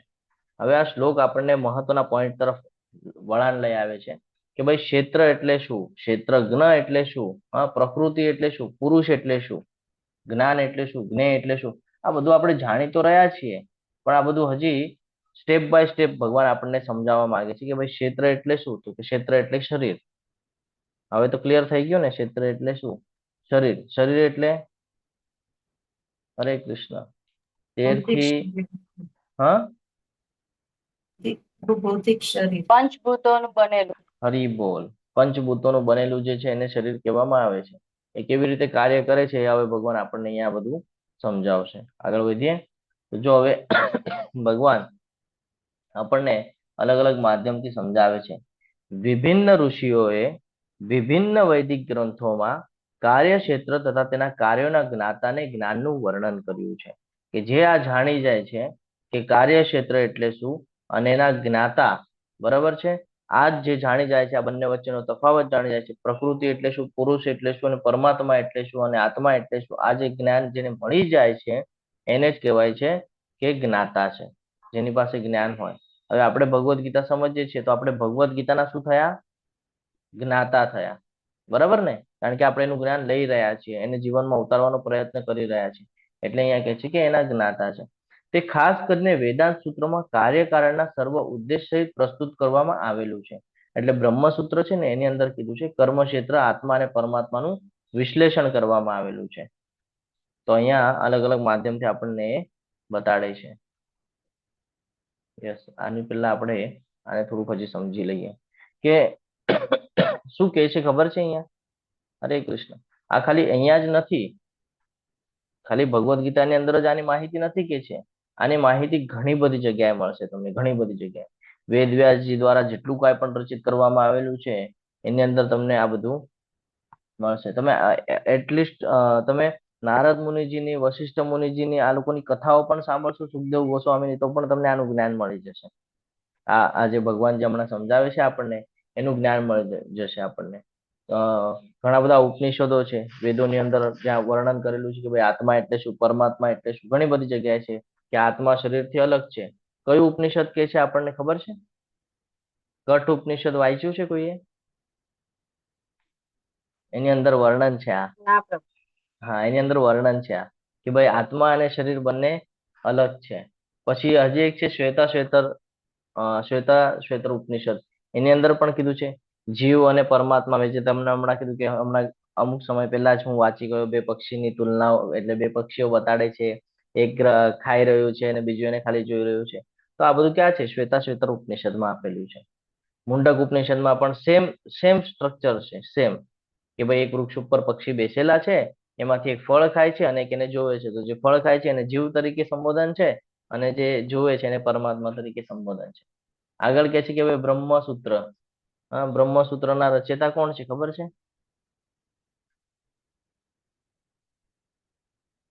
વેદ વ્યાસજી છે. હું આશા કરતો હતો કે કદાચ તમે કહી દેશો કે જેટલું પણ કાંઈ છે બધું વેદ વ્યાસજી દ્વારા જ આપણી સુધી આવેલું છે. તો વેદ વ્યાસજી છે અને વેદ વ્યાસજી એની અંદર કહીએ ને કે આ બધું જે તત્વજ્ઞાન કહેવાય. તો આ બધું જે કાંઈ પણ તત્વજ્ઞાન છે એને કહીએ ને કે ડિટેલ્સમાં અને તર્કની સાથે એટલે સમજાવ્યું છે ઇન ડિટેલ્સમાં કે ભાઈ શું છે અને શું નથી, કેવી રીતે સમજવાનું છે. તો બ્રહ્મસૂત્રના આ અહીંયા નીચે કહે ને કે કર્મ ને એ બધું સમજાવે છે બ્રહ્મસૂત્રની અંદર. કર્મક્ષેત્ર એટલે શું છે, કે શું કામ કર્મ કરીએ છીએ. હા, ઓલું કહેવાય છે ને કે અથાતો બ્રહ્મ જિજ્ઞાસા. તમે જીતેન્દ્ર પ્રભુજીને કહેતા સાંભળ્યું હશે દર વખતે કે હવે બ્રહ્મને જાણવાની જિજ્ઞાસા કરવી જોઈએ કરીને. સાંભળ્યું છે? હરે કૃષ્ણ. હા હા પ્રભુજી. હા, તો એ આ બ્રહ્મસૂત્રમાં આપેલું છે કે જેની અંદર કીધું છે. તો આ સમજવું ખૂબ જરૂરી છે. ભગવાન આ શ્લોક દ્વારા આપણને એ સમજાવવા માંગે છે કે ખાલી આપણે વિચાર કરવું પૂરતું નથી. ખાલી વિચાર કરીને રાખશું તો થઈ જશે નહીં, પણ આપણે એ જે શાસ્ત્રોમાં આપેલું છે, અહીંયા શાસ્ત્રોનું વર્ણન એટલા માટે કર્યું છે કે જે કાંઈ પણ શાસ્ત્રોમાં આપેલું છે આ શાસ્ત્રોને વાંચી ગુરુ શિષ્ય પરંપરા દ્વારા આવે છે એનું અનુકરણ કરી અને જીવનમાં ઉતારીએ. આ મહત્વનું છે. આ ભગવાન અહીંયા કહે છે વેદાંત સૂત્રોનો સંદર્ભ એટલા માટે અહીંયા મૂકવામાં આવેલો છે. સમજાય છે? આપણને ક્યારેક ક્યારેક એવું થાય ને કે ભાઈ આનંદ સાગર પ્રભુજીએ તો ઉદાહરણ આપી દીધું, શું આ સાચું હશે? તો જાણવું પડે ને, તમારે ખોલવું પડે. હમણાં મેં તમારી સાથે વાત કરી કે ભાઈ કઠ ઉપનિષદ ની અંદર છે, શ્વેતાની અંદર છે. તમને ક્લિયરન્સ તો થવું જોઈએ કે હા પ્રભુજી બોલે છે એ છે, હવામાં ગોળીબાર નથી. તો આ ખબર પડવી જોઈએ આપણને. નહીં તો આવા તો માર્કેટમાં તો કેટલાય લોકો છે તમને અલગ અલગ પદ્ધતિથી જ્ઞાન આપશે, પણ એ સાચું છે નથી તો ઓથેન્ટિકેટ માધ્યમમાંથી જવું જોઈએ, ગુરુ શિષ્ય પરંપરામાંથી જે આવે છે ત્યાંથી આપણે જાણવું જોઈએ કે હા આ યોગ્ય છે અને આ પ્રમાણે આપણે ચાલવું જોઈએ. અને એવું જીવન જે જીવે એ કહીએ ને કે ભાઈ ભગવાનનો ભક્ત બની શકે. હવે આ બધી કેટેગરીઓ શું કામ અહીંયા મૂકવામાં આવી છે કે ભાઈ ભગવાનના ભક્ત કેવી રીતે બનવાનું છે ને એ અહીંયા સમજાવવા માંગે છે આપણને. સમજાય છે? હરે કૃષ્ણ. હા પ્રભુજી. હા, તો આ સમજવું ખૂબ જરૂરી છે. આગળ વધવું છે હવે. હા અહીંયા પ્રભુજી. અલગ અલગ માધ્યમો બતાડવામાં આવેલા છે. કઈ પ્રશ્ન હતો? હરે કૃષ્ણ. પ્રશ્ન છે કોઈને કઈ? ના પ્રભુજી આગળ ઓકે, વધ્યો. તો આપણે તો આપણે આગળ વધીએ. અન્નમય કોષ, પ્રાણમય કોષ, જ્ઞાનમય કોષ, વિજ્ઞાનમય કોષ અને આનંદમય કોષ. શું છે ખબર છે આ? હરે કૃષ્ણ. શેની વાત કરે છે ખબર છે? અન્નમય કોષ એટલે શું? જે અન્નથી બનેલું છે એ શરીર, બરાબર છે? સ્થૂળ શરીર.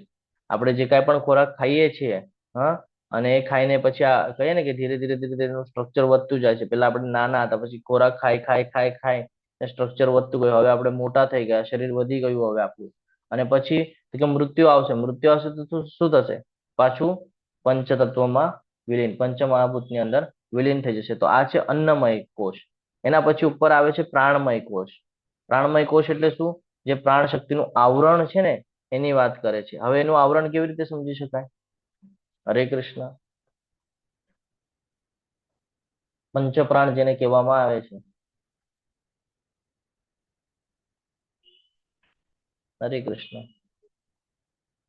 અપાન, વ્યાયાન, ઉદાન, સમાન યાદ આવે છે કઈ? ઓકે, તમને સમજાવી દઉં કે આપણે જે શ્વાસ લેવાની જે પ્રક્રિયા છે એ આપણા બ્લડ જે છે જે પરિભ્રમણ કરે છે એક જગ્યાએથી બીજી જગ્યાએ, જે પાચન કરાવે છે. એટલે કે અહીંયા હાર્ટ આવી ગયું, શ્વાસ આવી ગયું, જઠરાગ્નિ આવી ગઈ. સમજાય છે? તો આવી અલગ અલગ બાબતો છે આપણા શરીરની અંદર 5 જે ખૂબ મહત્વની છે, જેના દ્વારા આપણો જે પ્રાણ છે એ કંટ્રોલમાં રહે છે. કંટ્રોલ ઇન સેન્સ કે શું? કે એને કવર કરીને રાખેલું છે. જો શ્વાસ બંધ કરી દે તો તમે જીવી શકશો કે? જો બ્લડ સર્ક્યુલેશન નહીં થાય તો તમે જીવી શકશો કે? નહીં જીવી શકો. આ સમજવા જેવી બાબત છે. જો તમારી જઠરાગ્નિ કામ નહીં કરે, કિડની કામ નહીં કરે, જીવી શકશો કે? નહીં જીવી શકો. આ એ સમજાવે છે. તો પ્રાણમય કોષ એટલે કે પ્રાણ શક્તિનું જે આવરણ છે ને એની વાત કરે છે. હવે એનાથી ઉપર છે એટલે જ્ઞાનમય કોષ અથવા તો મનોમય કોષ. હવે આને જ્ઞાનમય શું કામ કીધું છે? અહીંયા તો મનોમય કોષ પણ છે, પણ એને જ્ઞાન શું કામ કીધું છે? કારણ કે એ મનનું આવરણ છે. અને મનને કંટ્રોલ કેવી રીતે કરી શકાય? મનમાં શું આવતું હોય વારે ઘડીએ? વિચારો પ્રભુજી. વિચાર આવે, ઈચ્છાઓ થાય, હા, અલગ અલગ ભાવનાઓ ઉદ્ભવે, પછી કાં તો સુખ કાં તો દુઃખ એનો અનુભવ કરવો પડે. તો આ સમજવું ખૂબ જરૂરી છે. તો આ મન જે છે એ શેના દ્વારા સપોર્ટિવ છે? ઇન્દ્રિયો દ્વારા. એટલે આને જ્ઞાનમય કોષ કીધો છે અને મનોમય કોષ પણ આને કીધેલું છે. એનાથી ઉપર શું આવે છે? વિજ્ઞાનમય કોષ. વિજ્ઞાનમય કોષ એટલે બુદ્ધિ છે ને. બુદ્ધિથી આપણે તર્ક વિતર્ક કરતા હોય ને તો બુદ્ધિનું આવરણ છે કે આપણે જે નિર્ણય લેવો છે, નિર્ણય લેવાની જે શક્તિ છે, હા, અથવા તો ક્યાં પેશન્સ રાખવું, ક્યાં ન રાખવું, ક્યાં કેટલું બોલવું, ક્યાં કેટલું ન બોલવું, આ બધું શેનું કામ છે? આ બધું કામ બુદ્ધિનું છે. હા, જેને કર્તૃત્વનો ભાવ પણ કહેવામાં આવે છે ઘણી બધી જગ્યાએ. તો આ સમજવું જરૂરી છે કે વિજ્ઞાનમય કોષ એટલે બુદ્ધિની વાત થાય છે ભાઈ. આગળ છે આનંદમય કોષ. આ બધાથી ઉપર છે આનંદનું આવરણ. અને એ ક્યારે પ્રાપ્ત થાય છે? હવે તમે કહેશો પ્રભુજી પરમાત્મા જયારે, પ્રાપ્તિ થાય છે પ્રભુ. હા, પણ અત્યારે આપણે જો ભક્તિમાં ન હોય તો કેવી રીતે સમજી શકાય આનંદમય કોષને? આપણને બધું ગમતું થાય છે. સૌથી વધારે જો કોઈને આ પ્રશ્ન પૂછવામાં આવે ને આનંદમય કોષનો અને ઓપ્શન આપવામાં આવે 3-4, તો એ કહેશે ભાઈ ઊંઘ આવે ને ત્યારે. કેમ? તો ભાઈ સુઈને ઉઠે ને બહુ સારું લાગે, ફ્રેશ લાગે એકદમ. સારું સારું ભોજન કરે ને તો બહુ મજા આવે, એકદમ તૃપ્ત થઈ જાય આત્મા. તો આ સમજવું જરૂરી છે. આનંદમય કોષ એટલે ખાલી ઊંઘ નથી. આધ્યાત્મિક અનુભૂતિમાંથી જે આનંદ મળે છે એ ખૂબ જરૂરી છે અને સૂક્ષ્મ આનંદ છે જે આપણા માટે બહુ મહત્વનો છે. પ્રભુજી સૌથી હા વધારે આનંદ કીર્તન કરીએ ને ત્યારે આવે છે. હા યાત્રામાં ગયા કીર્તનમાં જે આનંદ આવે ને એવું ક્યાંય, હા એટલે ત્યારે આપણે બધું ભૂલી જઈએ. અને ભગવાનને બરાબર યાદ કરી શકે. એટલે કીર્તનમાં સૌથી વધારે આનંદ આવે. તો આપણને હરે આ 5 કોષ સમજવા જરૂરી છે. આ 5 કોષને મેં તમને ડિટેલ્સમાં ભૌતિક જગતમાં તો સમજાવી દીધા, પણ હવે આધ્યાત્મિકમાં સમજવું પણ જરૂરી છે. તમે કહેશો પ્રભુજી તો આધ્યાત્મિક નહોતું.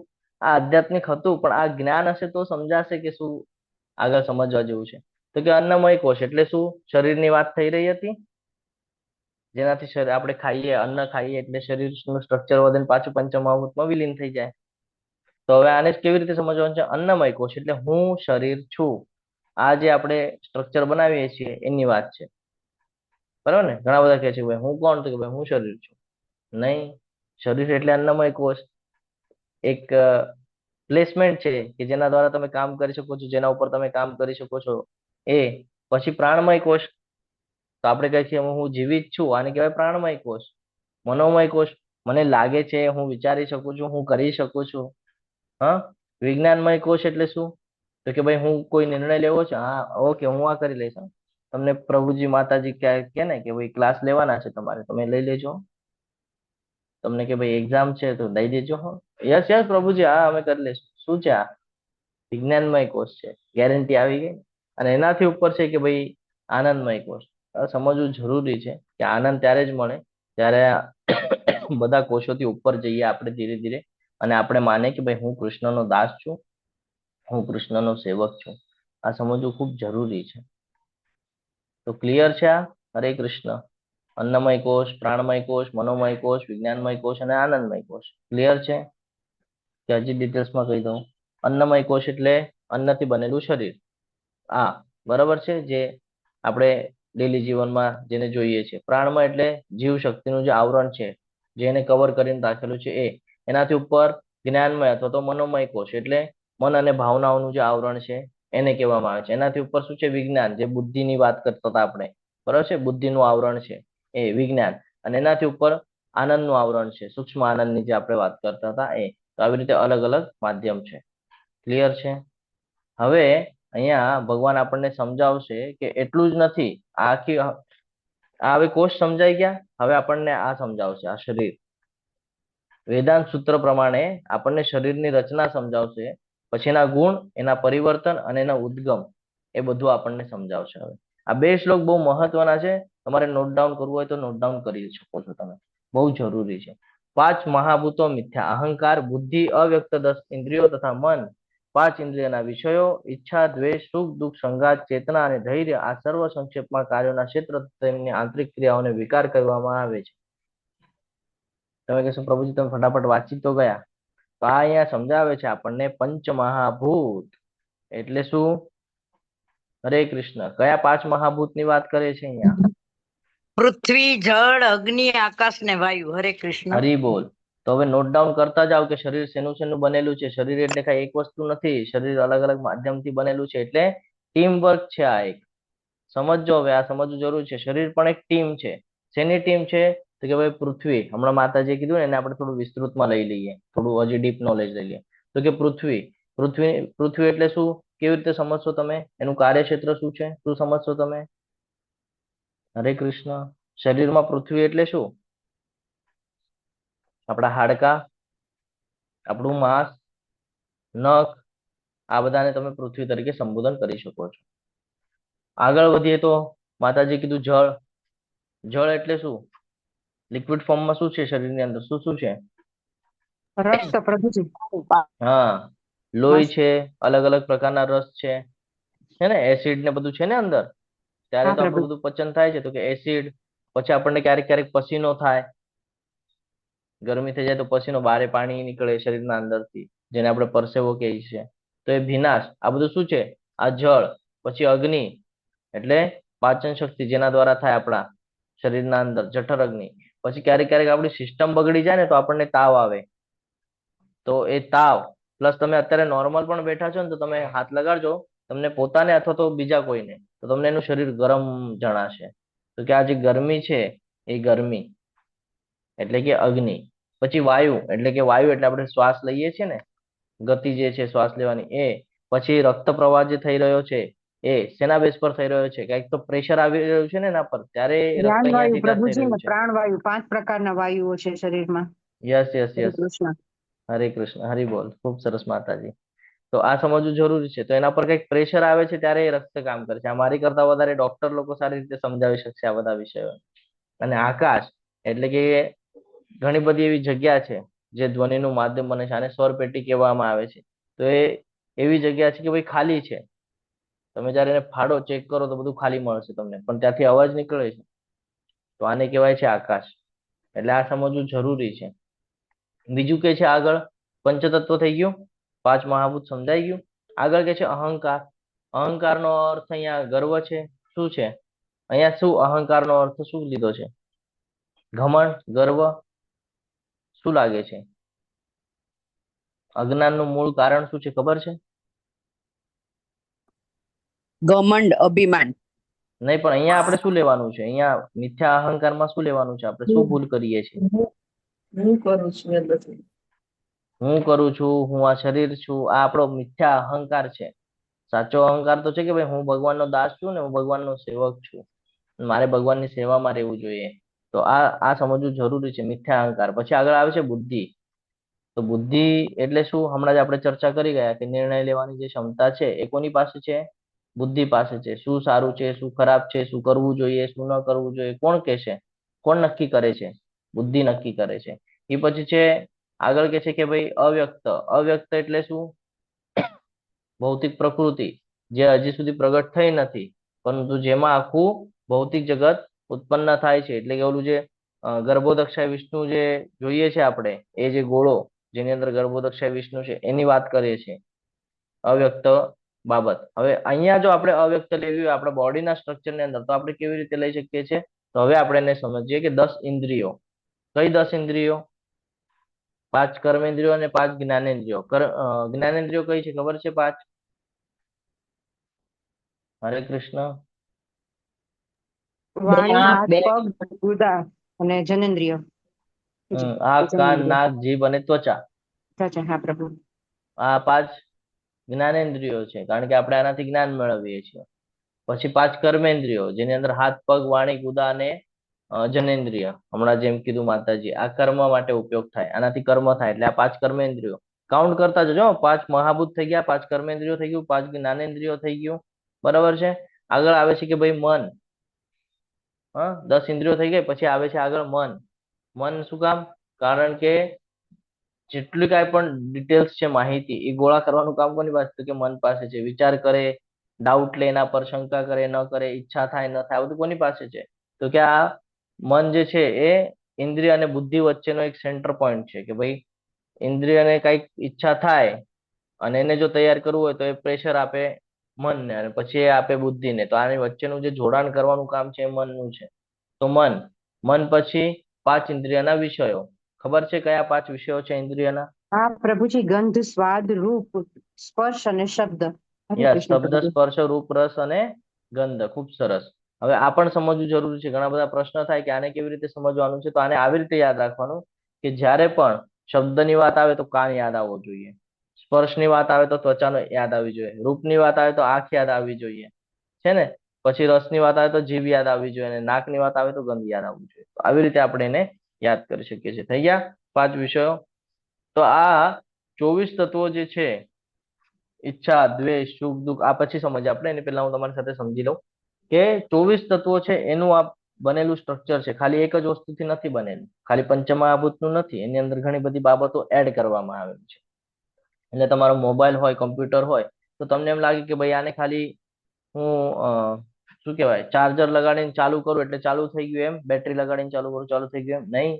એમાં ફંક્શન તો જોઈશે ને ઓપરેટ કરવા માટે.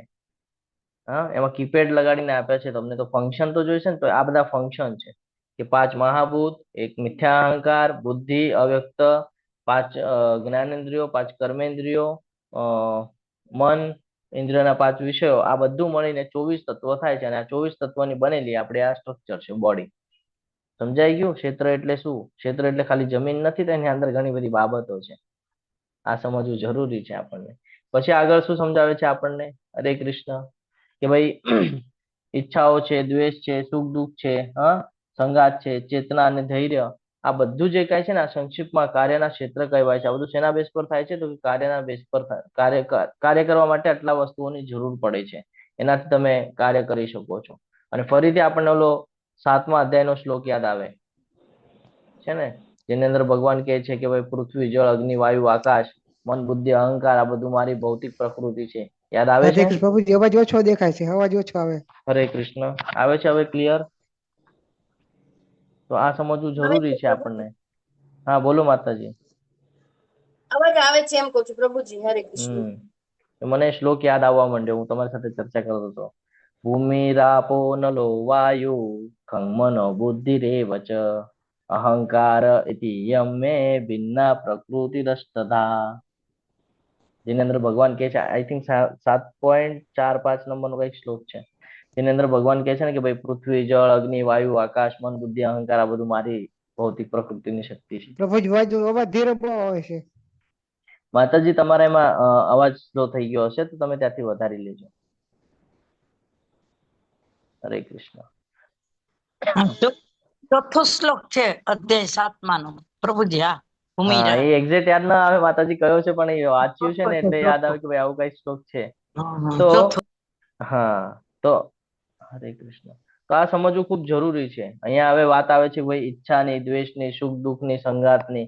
તો આ પણ સમજવું જરૂરી છે. ઈચ્છા આપણે શું કરીએ છીએ? ઈચ્છા એટલે શું? કે કાંઈ પણ મેળવવું હોય આપણને, એની માટે આપણે પ્રભુજી અવાજ ધીરો આવે છે. માતાજી તમે રિજોઈન કરી લેજો એકવાર, કારણ કે અવાજ ક્લિયર છે. ક્લિયર છે, ક્લિયર. હા, અમને તો તમારે બરાબર એમાં છે ને સંભળાય. કદાચ અવાજ ઓલું થઈ ગયો હશે, સ્લો થઈ ના, ગયો હશે. બરાબર સંભળાય છે. તો તમે એકવાર રિજોઈન કરશો ને તો તમને કદાચ ક્લિયર આવશે. ઓકે. તો ઈચ્છા એટલે કે ભાઈ કોઈ વસ્તુ મેળવવાની આપણને થાય, કોઈ પણ, કોઈને પૈસા માટે થાય, કોઈને વસ્તુ એટલે મોબાઈલ બીબાઈલ છે, ગાડી છે, બંગલો છે, જે કાંઈ પણ છે એની માટે ઈચ્છાઓ થાય. તો કે ભાઈ ઈ ક્યાં તૈયાર થાય? આ ઈચ્છાની શરૂઆત ક્યાંથી થાય? મનમાંથી થાય છે ને, મનથી શરૂઆત થાય એની. પછી તો કે દ્વેષ. દ્વેષ એટલે શું? અણગમો જેને આપણે કહીએ કે કોઈ ન ગમતું આપણને, આપણે એટલે એનો દ્વેષ કરીએ, ભાઈ મને તું નથી જોઈતો. આપણે એની સાથે દુજા ભાવ કરીએ, ભાઈ આ નહીં જોઈએ, નફરત થઈ જાય આપણને જેની સાથે. તો કે આ દ્વેષ. દ્વેષ પણ શેના બેઝ પર થાય? આ મનના વિકારો કીધા છે દ્વેષ ને શાસ્ત્રોની અંદર. ગુસ્સો છે, કોઈનો દ્વેષ કરીએ તો એ મનના વિકારો છે, એનાથી પતન થાય. પછી આગળ છે સુખ. શેનેથી થાય? તો કે ભાઈ ઇન્દ્રિયો દ્વારા. જ્યારે કે જોઈએ તો આ અસ્થાયી છે, સ્થાયી નથી. થોડુંક સમય માટે સુખ આવશે પણ પછી દુઃખ. તો આ શેની સાથે જોડાયેલું છે? સુખ અને દુઃખ શરીર સાથે જોડાયેલું છે. આત્મા સાથે જોડાયેલું છે કે? તો કે ના. એટલે આ સમજવું જરૂરી છે. દુઃખ એટલે એવી સ્થિતિ કે જે આપણા મનના વિરુદ્ધમાં થઈ રહી છે, એ બધી સ્થિતિ. કોઈ અપમાન કરી દે, કોઈ નુકસાન કરી દે, કોઈ દૂર વયું જાય, કોઈને બીમારી લાગી જાય, આ બધું દુઃખમાં આવે છે. બરોબર છે? સંગાત એટલે કે ભાઈ સપોર્ટ. હા, જે 4-5 મળીને એક થાય એને કે જે ગ્રુપ જેને કહીએ એ. તો અહીંયા આપણે જોઈએ તો આપણે જે પંચમહાભૂત થઈ ગયું, મન, બુદ્ધિ, અહંકાર ને બધું થઈ ગયું, આ બધાને મળીને એક સ્ટ્રક્ચર તૈયાર થયું જેને આપણે શરીર તરીકે સંબોધન કરીએ છીએ. પછી આગળ છે ચેતના. ચેતના એટલે શું? કે ભાઈ ખબર પડે કે ભાઈ આ શરીર છે, કામ કરી શકે છે. શેના બેઝ પર? ચેતનાના બેઝ પર. હા, તો આ સમજવું ખૂબ જરૂરી છે કે આંખ છે, આંખથી દેખાય છે, તો દેખાવાની જે શક્તિ છે શેના બેઝ પર છે? ચેતનાના બેઝ પર. કાન છે, સંભળાઈ રહ્યું છે, સંભળાવાની શક્તિ શેના બેઝ પર છે? ચેતનાના બેઝ પર. એટલે આ સમજવું જરૂરી છે. એટલે આંખ ચેતના છે એવું નથી, હા, કાન ચેતના છે એવું નથી. એના બેઝ પર આ લોકો કામ કરે છે. આગળ લખેલું છે કે ભાઈ ધૈર્ય. આ બી સમજવું જરૂરી છે. પેશન્સ ની વાત કરે છે કે કોઈ પણ સિચ્યુએશન આવે તો પેશન્સ રાખવું ખૂબ જરૂરી છે. છે ને, કેવા પણ સિચ્યુએશનમાં પોતાને સંભાળવું જરૂરી છે. અને આગળ છે હા, તો ધૈર્ય. આ સર્વને સંક્ષિપ્તમાં કાર્યોના ક્ષેત્ર તથા તેમની આંતરિક ક્રિયાઓ એટલે વિકાર કહેવામાં આવે છે. આ બધું શેના દ્વારા થાય છે? શરીર દ્વારા થાય છે. આ બધું શરીરનું સ્ટ્રક્ચર છે અને શરીર દ્વારા જ થાય છે. અહીંયા ડ્રાઈવર ને કારનું જે માતાજી ઉદાહરણ આપતા હતા એ ઉદાહરણ પણ આપણે લઈ શકીએ છીએ. છે ને, કે ગાડી છે, ગાડીની અંદર પેટ્રોલ ક્યારેક ઓછું થઈ જાય, ક્યારેક ટાયર પંચર થઈ જાય, ક્યારેક એન્જિન ગરમ થઈ જાય. હા, તો આ સમજવું જરૂરી છે. પરંતુ આપણે શું કરીએ છીએ એવામાં? સુખ દુઃખ, ઈચ્છા દ્વેષ કઈ કરીએ છીએ? શાંતિથી ખમીએ છીએ ને કે ભાઈ ગાડીનું પેટ્રોલ ઓછું, અરે પેટ્રોલ ઓછું થઈ ગયું, ચલો નાખવું પડશે. પંચર થઈ ગયું, ચલો પંચર કાઢવું પડશે. આપણે એમાં એવું ઓલું કરીએ છીએ કે ભાઈ હવે આના વગર નહીં જ ચાલીએ, તરત એને એડજસ્ટ કરીને આગળ વધવા માંડીએ છીએ ને. જીવન પણ એવું જ છે. શરીરની અંદર કંઈક ને કંઈક ઊંચું નીચું થયા જ કરવાનું છે. તો આપણે એમાં બહુ કહીએ ને ભાઈ કન્ફ્યુઝ થવાનું નથી કે મારું શરીર કામ નથી કરતું ને આમ થઈ ગયું ને મને પગમાં તકલીફ છે મને અહીંયા તકલીફ છે. નહીં, આપણું જે કર્તવ્ય છે એ ધ્યાનમાં રાખવાનું છે, એ બધું છોડવાનું નથી. આપણે હંમેશા ભગવાનના સાનિધ્યમાં શું કામ રહેવાનું છે? એટલા માટે રહેવાનું છે. સમજાય છે હવે કેટલો ડીપ નોલેજ વાળો છે આ અધ્યાય? તો આ હેતુ શું છે? સૂચવે છે કે ક્ષેત્ર અથવા શરીર એ કાયમી ભૌતિક વસ્તુ છે અને ક્ષેત્રજ્ઞ અથવા ક્ષેત્રના જાણકાર ક્ષેત્રથી અલગ છે. પ્રવૃત્તિઓના ક્ષેત્રના ઘટકો તો કે 5 મહાભૂત, 5 ઇન્દ્રિય, એના વિષયો, મન સહિત 11 ઇન્દ્રિયો, બુદ્ધિ અને ખોટો અહંકાર, પ્રધાન તરીકે ઓળખાતા 3 ગુણોને સ્પષ્ટ તબક્કો. શરીરની સ્થૂળ ઈચ્છા, નફરત, સુખ તથા તકલીફ આ સ્થૂળ અને સૂક્ષ્મ શરીરની ક્રિયા પ્રતિક્રિયાઓ છે. જ્યારે કે સૂક્ષ્મ શરીર જીવંત લક્ષણો, ચેતના અને પ્રતીતિઓને દ્વારા રજૂ કરવામાં આવે છે. આમાં પ્રધાન શું છે? તો કે 5 મહાન તત્વો એ ખોટા અહંકારનું ઘોર પ્રતિનિધિત્વ કરે છે, જેને તકનીકી રીતે ભૌતિકવાદી અથવા તો તમસ એટલે કે બુદ્ધિ, અજ્ઞાનતામાંની જે બુદ્ધિ છે એને એ નામથી ઓળખીએ છીએ. પ્રધાન તરીકે ઓળખાતા અપ્રગટ 3 ગુણોનું પ્રતિનિધિત્વ કરે છે. 13.5 ની અંદર અનુવાદ મુજબ જો આપણે સમજવા જઈએ તો શરીરની અંદર અલગ અલગ ફેરફારો આપણને જોવા મળે છે. કયા ફેરફારો છે? 6 પ્રકારના તબક્કામાંથી જે આપણું શરીર જાય છે. જન્મ લે છે, વિકસે છે, આડપેદાશો કરે છે, ક્ષય થાય છે, મૃત્યુ થાય છે. તો આ વિકારો છે આપણા શરીરના અંદરના. ઓકે, ક્લિયર છે? હવે વધીએ પ્રશ્ન 5, એનો જવાબ આપશે જ્ઞાનની વાત કરે છે. હવે આ બહુ મહત્વનું છે. હા, હવે આટલા 8 થી 12 શ્લોકમાં જ આપણને એટલું મહત્વનું જ્ઞાન મળી જશે કે આપણે શું કરવા યોગ્ય છે અને શું કરવા યોગ્ય નથી. અહીંયા જેટલું પણ કાંઈ લખેલું છે ને આ એક એક બાબતો આપણને સમજવી ખૂબ જરૂરી છે. જ્ઞાનના 20 અંગ અહીંયા આપેલા છે. આ 20 અંગને સમજવા ખૂબ જરૂરી છે. સૌથી પહેલું જ છે વિનમ્રતા. શરૂઆત જ જો ક્યાંથી કરવામાં આવે છે કે ભાઈ વિનમ્રતા. વિનમ્રતા એટલે શું? હરે કૃષ્ણ. રિસ્પેક્ટ, બીજા સાથે વ્યવસ્થિત વાત કરવી, સારી ભાષા. પોતાને કોઈ દિવસે મોટું, શ્રેષ્ઠ, પ્રસિદ્ધ ન માનવું. આ જે ભાવ છે ને આને વિનમ્રતા કહેવાય છે. કોઈ દિવસે બીજાઓ પાસેથી સન્માનની અપેક્ષા ન રાખે, પોતાને હંમેશા શ્રેષ્ઠ ન માને, હંમેશા નાનું બતાડે. તો આ સમજવું ખૂબ જરૂરી છે. આપણે જોઈએ, હું તમને પ્રયત્ન કરીશ કે ભૌતિક જગતના ઉદાહરણ દ્વારા પણ સમજાવવાનો પ્રયત્ન કરું કે કોઈ વૃક્ષ છે એ નાનું હોય છે તો સીધું હોય છે, બરાબર છે? તમે એને ખત આપો છો, પાણી આપો છો, ધીરે ધીરે ધીરે ધીરે મોટું થાય છે. જેટલું જેટલું વિસ્તૃત થતું જાય ને, જેમ જેમ વિશાળ થતું જાય, પછી ઘનઘોર થઈ જાય, પછી એમાં ફળ લાગે છે. ત્યારે તમે એનું સ્ટ્રક્ચર જોયું છે ઝાડનું કે જેટલું એની પાસે વધારે આવ્યું ને એટલું એ નમતો ગયો. આ આપણું જીવન છે.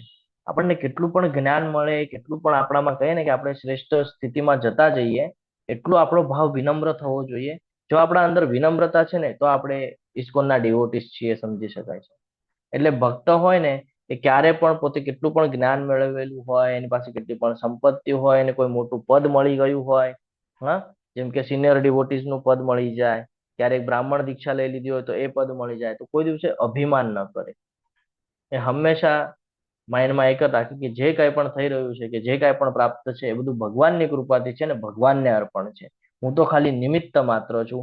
આ વિચારને કહેવાય છે વિનમ્રતા. આ એની વ્યાખ્યા થઈ ગઈ, વિનમ્રતા. આપણા દરેકના અંદર આ હોવું જોઈએ. બીજું છે દંભ વિહીનતા, એટલે કે દંભનો અભાવ. હવે આ કેવી રીતે સમજવાનું છે? આપણે ઘણા વખતે દેખાવો કરીએ છીએ, છે ને, ઘણા બધા લોકોને જોઈએ છે કે એની પાસે નથી પરંતુ એ બતાડવાનો પ્રયત્ન કરે છે કે ભાઈ હું પણ તારી જેવો છું.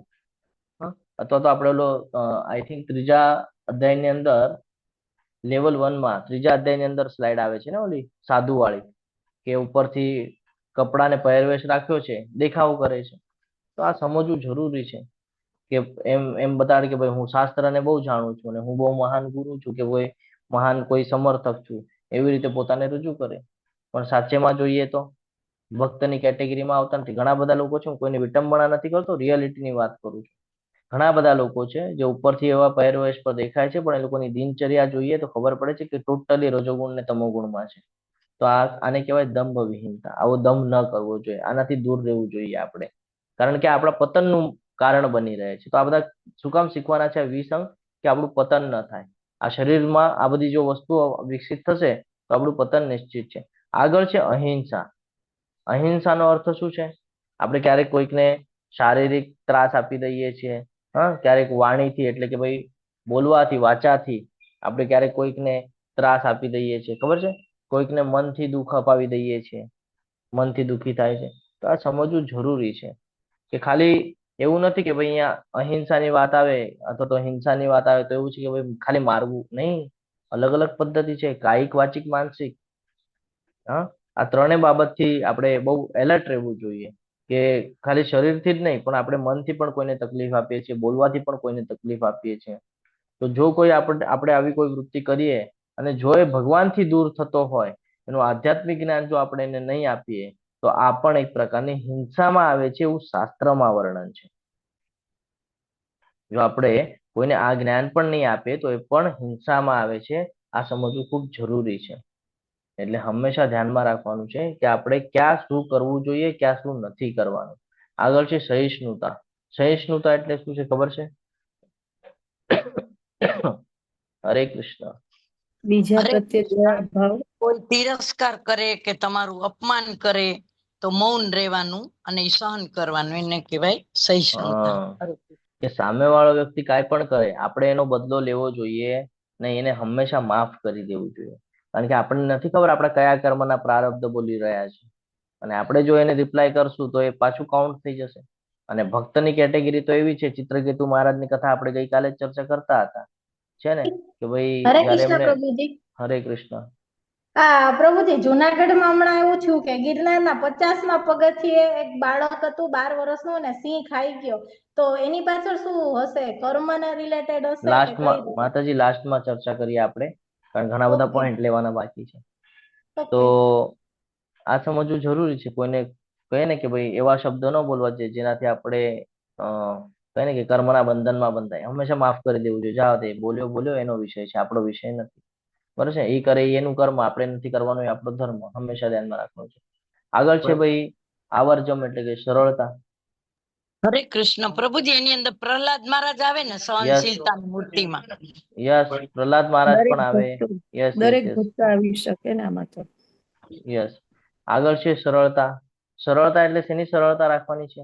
કોઈ પ્રત્યે આપણે આપણું મન હોય ને કપટી હોય ક્યારેક ક્યારેક કે ભાઈ આમ કરે ને આને બતાડું છું હું શું કરું છું. તો મન હોય, વાણી હોય કે કર્મ હોય, એમાં કોઈ પ્રકારની આવી કપટની ભાવના ન હોવી જોઈએ. હા, કે જેમાં હંમેશા એક વાત ધ્યાનમાં રહેવી જોઈએ કે ભાઈ હું મારું વર્તન એવું રાખું ને કે જેનાથી કોઈને તકલીફ ન થાય. આપણું વર્તન એવું રહેવું જોઈએ, મનથી, વાણીથી, કર્મથી. કોઈ દિવસે એમાં દૂજાનો ભાવ ન હોવો જોઈએ, કોઈને નુકસાન થાય એવું વર્તન ન થવું જોઈએ. આને કહેવાય છે સરળતા.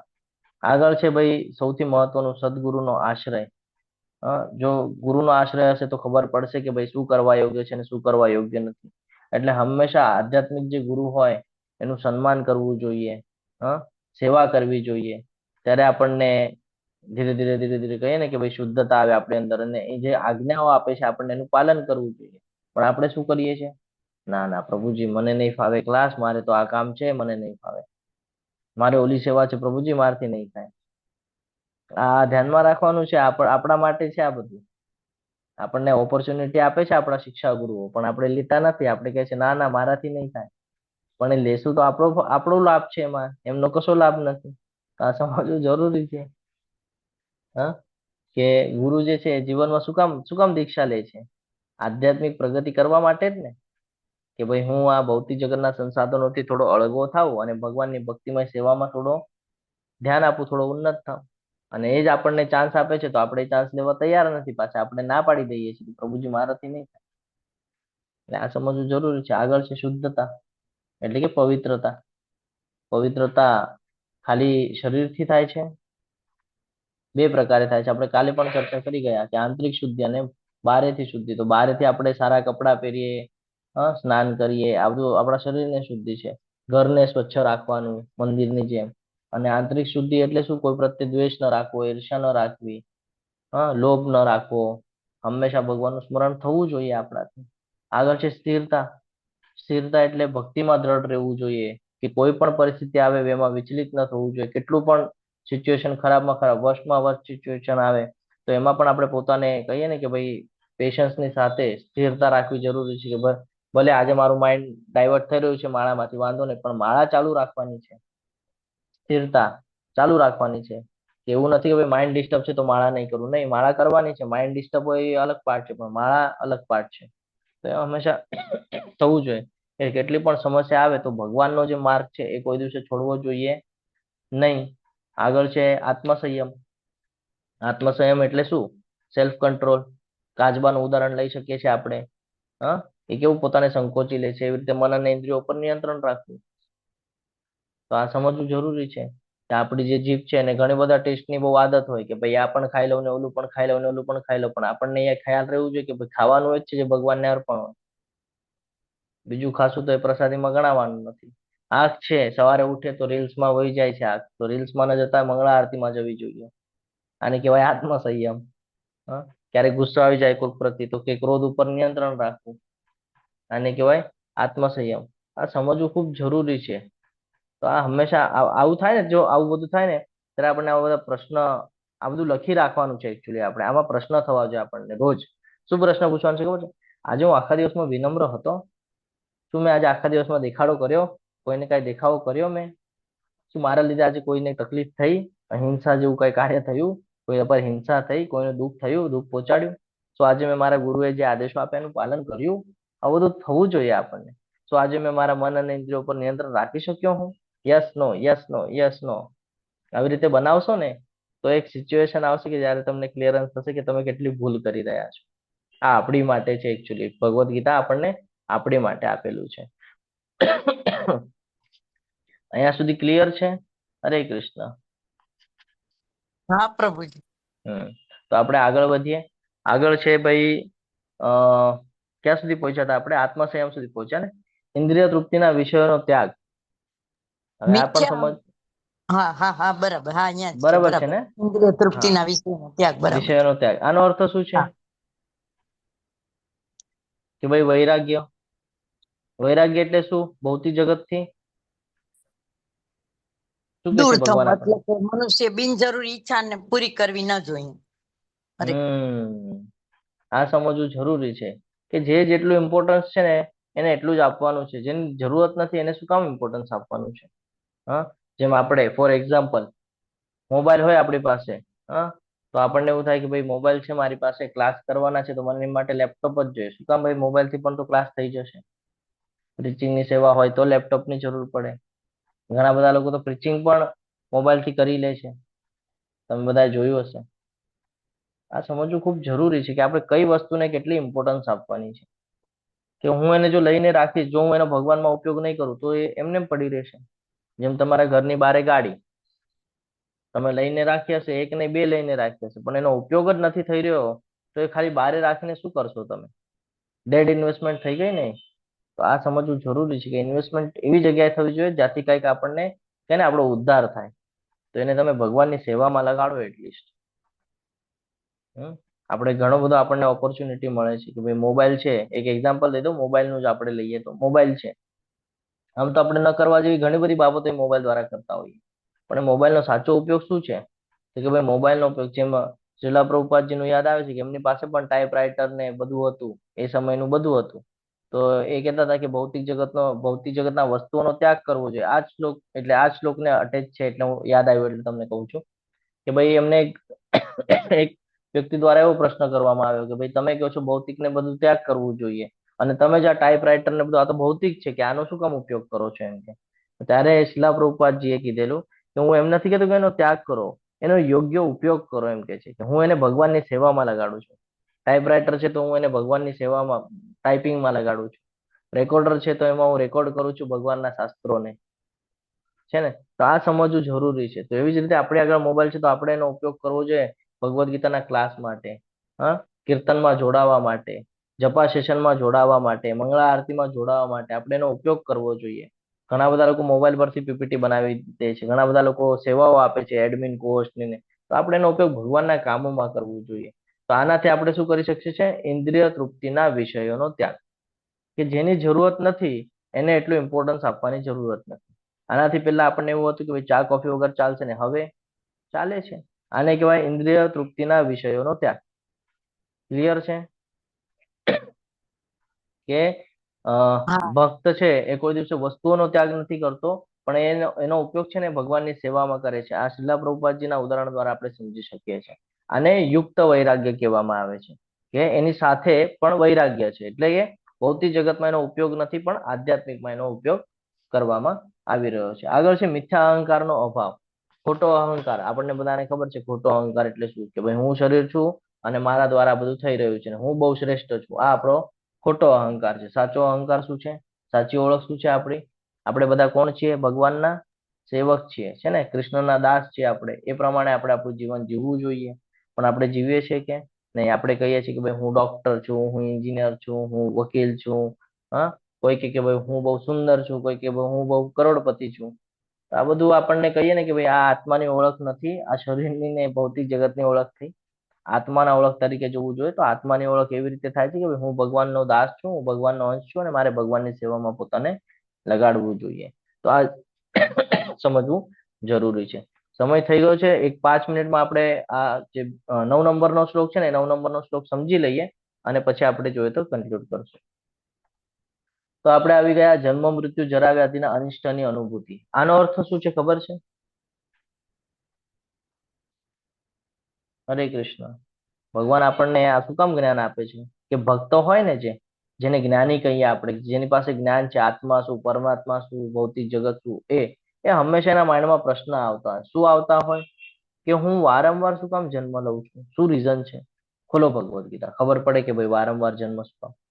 મૃત્યુ શું કામ આવે છે? તો કે ભાઈ જયારે એનું અડધું કાર્ય પૂરું કરી દે છે, શરીરનું કાર્ય પૂરું થાય એટલે મૃત્યુ આવી જાય છે.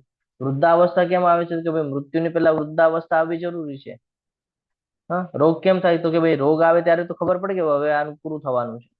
તો આ શું કામ આવે છે? શું એની પાછળની આધ્યાત્મિક શોધ કરવી જરૂરી છે ને? ભાઈ આ 24 એલિમેન્ટ બનાવવામાં શું કામ આવ્યા છે? વારે વારે શું કામ આવે છે? અને આમાંથી નીકળવું હોય તો આ સમજવું ખૂબ જરૂરી છે. જન્મ, જો અહીંયા થોડુંક આપણે થોડું ડીપમાં જઈને સમજવાનો પ્રયત્ન કરીએ. આ બધી બાબતો આપણને અત્યાર સુધી ખબર છે, પણ આપણે એને એટલું સિરિયસ લેતા નથી. ત્યારે કે આ 13મો અધ્યાય બહુ સિરિયસ લેવાની વસ્તુ છે. કે જન્મની વાત કરે, જન્મ કેવી રીતે થાય? જન્મની પહેલાનું સ્ટ્રક્ચર ખબર છે કોઈને? માતાના ગર્ભમાં 9 મહિના સુધી રહેવું પડે. એ જીવ જે છે એને કેટલી તકલીફ થતી હોય. હા, માતાને તો થતી જ હોય, પણ એ જીવને પણ કેટલી તકલીફ થતી હોય, કેટલું બધું દુઃખ સહન કરવું પડે છે. અને પછી જ્યારે એ ગર્ભથી બહાર આવી જાય પછી, જન્મ પછી શું થાય છે? ધીમે ધીમે ધીમે ધીમે મોટા થાય પછી શું થાય? તો કે આખા જીવનમાં સંઘર્ષ જ સંઘર્ષ છે. છે અહીંયા કોઈ સુખી? કયો મને કે ભાઈ જન્મ લીધા પછી હું તો એકદમ સુખી છું, કયો? તો આ પ્રશ્ન થવો જોઈએ આપણને કે શું કામ જન્મ લઈએ છીએ? શું રીઝન છે જન્મનું? આટલી તકલીફ થાય છે તો પણ ઈચ્છા કરો છો જન્મની પાછી? એક તો માતાના ગર્ભમાં તકલીફ, બારે આવ્યા પછી તકલીફ, તો પછી પ્રશ્ન થવો જોઈએ ને કે ભાઈ પાછા જન્મ શું કામ લેવાના છે આપણે? પછી છે મૃત્યુ. મૃત્યુ આવે, જો જેને જન્મ લીધો છે, ભગવાને આપણને કીધેલું છે બીજા અધ્યાયમાં કે ભાઈ જન્મ લીધો છે તો મૃત્યુ નિશ્ચિત છે. હા, કોઈ એમ કરી શકે છે ભાઈ હું અમર રહેવાનું છું, મને મૃત્યુ નહીં આવે, એવું કરી શકવાનું છે કોઈ? હા, અશ્વત્થામા જેવું કરી શકશે કોઈ? આ સમજવું જરૂરી છે. તો આપણે શેના અહંકારમાં રહીએ છીએ? ત્યારે મૃત્યુ આપણા હાથમાં નથી. જો હવે ઘણા બધા કહે છે કે જન્મ પણ આપણા હાથમાં છે. જન્મ આપણા હાથમાં છે. ભગવાને આપણને પહેલા જ કહી દીધું છે કે તમે જે પ્રકારે વિચાર કરશો એ પ્રમાણે તમને આગળનો જન્મ મળશે. તો જો જન્મ તમે સમજી ગયા તો મૃત્યુ પણ તમે સમજી જાઓ કે એ પણ આપણા હાથમાં છે. કેવી રીતે? તો ભાઈ ભગવાનની સેવામાં રહીશું ને તો મૃત્યુની ચિંતા, ભય રહેતો નથી. જો ભૌતિક જગતના વિચારો કરશો તો મૃત્યુનો ભય અવશ્ય રહેશે, પણ ભગવાનની સાથે હશો તો ભય રહેતો નથી. પછી છે વૃદ્ધાવસ્થા. શું છે આ વૃદ્ધાવસ્થા? એનો અર્થ શું છે ખબર છે? કોઈ દિવસ પ્રશ્ન થયો છે કે ભાઈ વૃદ્ધાવસ્થા એટલે શું એક્ઝેક્ટલી? તો જો વૃદ્ધાવસ્થા એટલે આપણા બોડીની જે સ્ટ્રક્ચર છે ને એની સ્ટ્રેન્થ હોય, એની એક સ્ટ્રેન્થ હોય. આ સ્ટ્રેન્થને ધીરે ધીરે કરીને ઓછી કરી નાખે. જ્યારે તમે યુવા હો ત્યારે તમે ભોજન યોગ્ય પ્રમાણે લેતા હો, ત્યારે તમે 4 રોટલી ખાતા હો. એક એક્ઝામ્પલ આપું છું, ત્યારે 4 રોટલી ખાતા હો. વૃદ્ધ થાય ને તો 1 કે 2 રોટલી પર આવી જાય. ધીરે ધીરે એની શક્તિ ઓછી થાય. શું કામ? કે ભાઈ જઠર અગ્નિ ઓછું કામ કરે છે હવે. પછી ઓછું ખાવાનું થાય. ઓછું ખાવાનું થાય એટલે પોષણ પણ ઓછું ઓછું થતું જાય બધું. હવે યાદ શક્તિ વહી જાય. ત્યારે કેવું થાય? બહુ પ્રેશર આપવું પડે છે, ત્યારે કાંઈક યાદ આવે છે. અને હવે તો મને દેખાવાનું ઓછું થઈ ગયું છે, હવે તો મને સંભળાવવાનું ઓછું થઈ ગયું છે. આવી સ્થિતિ નિર્માણ થાય. અને ધીરે ધીરે ધીરે ધીરે શરીર છે એ નબળું પડવા માંડે. આ સમજવું જરૂરી છે. આને કહેવાય છે વૃદ્ધાવસ્થા. અને એના પછી રોગ જ્યારે આવી સ્ટ્રક્ચરમાં આવે એટલે આપણે ગોળીઓ ને દવા ને આ ને તે ને બધું ચાલુ કરીએ ને પછી એનો અસર થાય કે કોઈક ને કોઈક રોગથી આપણે પીડાઈએ છીએ. તો આખું જે શરીરની વાત કરીએ જન્મથી લઈને તે મૃત્યુ સુધી તમે કયો એમાં ક્યાં તમને સુખની અનુભૂતિ થઈ? કયો મને. અમે એટલા માટે એટલા ડીપમાં તમારી સાથે ચર્ચા કરી કે આમાં તમને સુખની અનુભૂતિ ક્યાં થઈ જન્મથી મૃત્યુ પર્યંત? છે સુરક્ષિત કાંઈ આમાં? લાગે છે કે ભાઈ આમાં આપણો લાભ છે? તો આમાંથી બહાર નીકળવું જોઈએ આપણે. એટલા માટે આ 13મો અધ્યાય આપ્યો છે આપણને કે આ જે દુનિયા છે આ દુનિયાની અંદર ભગવાન જે કહે છે ને દુઃખાલયમ, એ એટલા માટે દુઃખાલયમ કે છે કે અહીંયા સુખ છે નહીં. આ દુનિયામાં તમે કાયમી સુખ ગોતો છો પણ એ તમને કાંઈ પ્રાપ્ત થવાનું નથી. એટલે હંમેશા ધ્યાનમાં રાખવાનું છે કે અત્યારે આપણે જોઈએ છીએ કે મોટા મોટા હોસ્પિટલો બનાવી દે, વૃદ્ધાશ્રમો હોય, દવા બનાવી દે, બધું કરી દે, પણ પછી કોઈને મુક્ત કરી શક્યું જન્મ મૃત્યુના ચક્રમાંથી? આટલું કોરોના જેવું આવ્યું, બધા એકબીજાને શું કહેલું વેક્સિન ને બધું આપ્યું, બચાવી શક્યા? વેક્સિન થી બચી ગયા? શું લાગે છે? ટેમ્પરરી ને. પણ એના પછી કેટલા ડિસએડવાન્ટેજ થયા, કેટલી બધી બાબતો થઈ ગોળીઓ ને બધું લીધેલું. તો આ સમજવું જરૂરી છે કે ભગવાનની જે શક્તિ છે એના વિરુદ્ધમાં આપણે જઈ નથી શકતા. એટલે આપણે ડાયરેક્ટ સીધું સરેન્ડર કરી દેવાનું છે કે ભાઈ અમારે ઈચ્છા જ નથી તમારી સાથે યુદ્ધ કરવાની. અમે તમારા સમર્પણમાં, અમે તમારી ટીમમાં છે. બસ આ બુદ્ધિને સમજાવવાનું છે. આપણે શું કરીએ છીએ? ભગવાનના વિરુદ્ધમાં ઉભા છે કે ભાઈ તમે કરો તો અમે કરી શકીએ. તો ભગવાન કે કર, હું એ જોઉં છું કેટલું થાય તારાથી, કર. આ સમજવું જરૂરી છે. ક્લિયર છે અહીંયા સુધી? આગળ વધવું છે? હરે કૃષ્ણ. મને ઓલો શ્લોક યાદ આવી ગયો કે મામુપેત્ય પુનર્જન્મ દુઃખાલયમાં શાશ્વતમ. 8.15 ભગવાન કહે છે ને કે ફરીથી જન્મ નથી લીધો. ક્યારે? જયારે ભગવાનના ધામમાં જાય છે ત્યારે. આ જે કાંઈ પણ છે દુઃખાલયમ છે, ભગવાન આપણને સમજાવે છે. ને એક ઓલો શ્લોક યાદ આવે છે, દેહિનોસ્મિન યથા દેહે કૌમારમ યૌવનમ જરા તથા દેહાંતર પ્રાપ્ત ધીરજ તત્ર નમુયતિ. તો આ પણ એક શ્લોક છે જેની અંદર આપણને જ્ઞાન પ્રાપ્ત થાય છે કે ભગવાનના શરણમાં રહેવું કેટલું જરૂરી છે ને. આ સમજવું ખૂબ જરૂરી છે. આગળ વધીએ તો આગળ એક શ્લોક લઈ લેવો છે હજી. હરે કૃષ્ણ. હા, લઈ લ્યો. ઓકે, તો ક્યાં સુધી પહોંચ્યા હતા આપણે? હા, આપણે ક્યાં સુધી પહોંચ્યા હતા? હરે કૃષ્ણ. ઓકે, તો અહીંયા કન્ક્લુડ કરીએ આપણે, કારણ કે હું પણ ભૂલી ગયો ક્યાં સુધી પહોંચ્યા હતા. બાળકો પત્ની ત્યાં પહોંચ્યા હતા 13મા શ્લોકમાં. સંભાવ બાકી છે, અનન્ય ભક્તિભાવ, એકાંતવાસની ઈચ્છા, આ બધું બાકી છે. Yes yes yes. તો આપણે આ કાલે લેશું, આવતીકાલે. અહીંયા આપણે સ્ટોપ કરીએ છીએ. જો આપણે 8મા શ્લોક સુધી પહોંચ્યા છે, જ્યારે આપણે 19મા શ્લોક સુધી પહોંચવાનું હતું, પણ આપણે 8મા શ્લોક સુધી પહોંચ્યા છીએ. તો આપણે આવતીકાલે થોડું ફાસ્ટમાં લેશું. ખાલી આ પોઈન્ટ મહત્વના છે. આ એકવાર જો જીવનમાં આપણે સમજી ગયા ને કે ભાઈ કેવી રીતે સ્ટ્રક્ચર છે ને કેવી રીતે રાખવાનું છે ને કેવી રીતે જીવવાનું છે, તો આપણા માટે બહુ સરળ થઈ જશે ભક્તિમય સેવામાં આવવું. તો આપણે અહીંયા વિરામ લઈએ છીએ. બાકીનું બચેલું છે એ આવતીકાલે લેશું આપણે. ખૂબ શાંતિપૂર્વક સાંભળ્યું એટલે તમારા બધાનો ખૂબ ખૂબ આભાર વ્યક્ત કરું છું. આ સાથે આપણે અહીંયા વિરામ લઈએ છીએ. વાંછા કલ્પતરુભ્યશ્ચ કૃપા સિંધુભ્યૈવ ચ પતિતાનાં પાવનેભ્યો વૈષ્ણવેભ્યો નમો નમઃ. અનંત કોટિ વૈષ્ણવ વૃંદ કી જય. ભગવદ ગીતા કી જય. શ્રીલ પ્રભુપાદ કી જય. સદગુરુદેવ કી જય. હરે કૃષ્ણ હરે કૃષ્ણ કૃષ્ણ કૃષ્ણ હરે હરે, હરે રામ હરે રામ રામ રામ હરે હરે. હરે કૃષ્ણ સર્વને. હરે કૃષ્ણ દંડવત પ્રભુજી. પ્રણામ.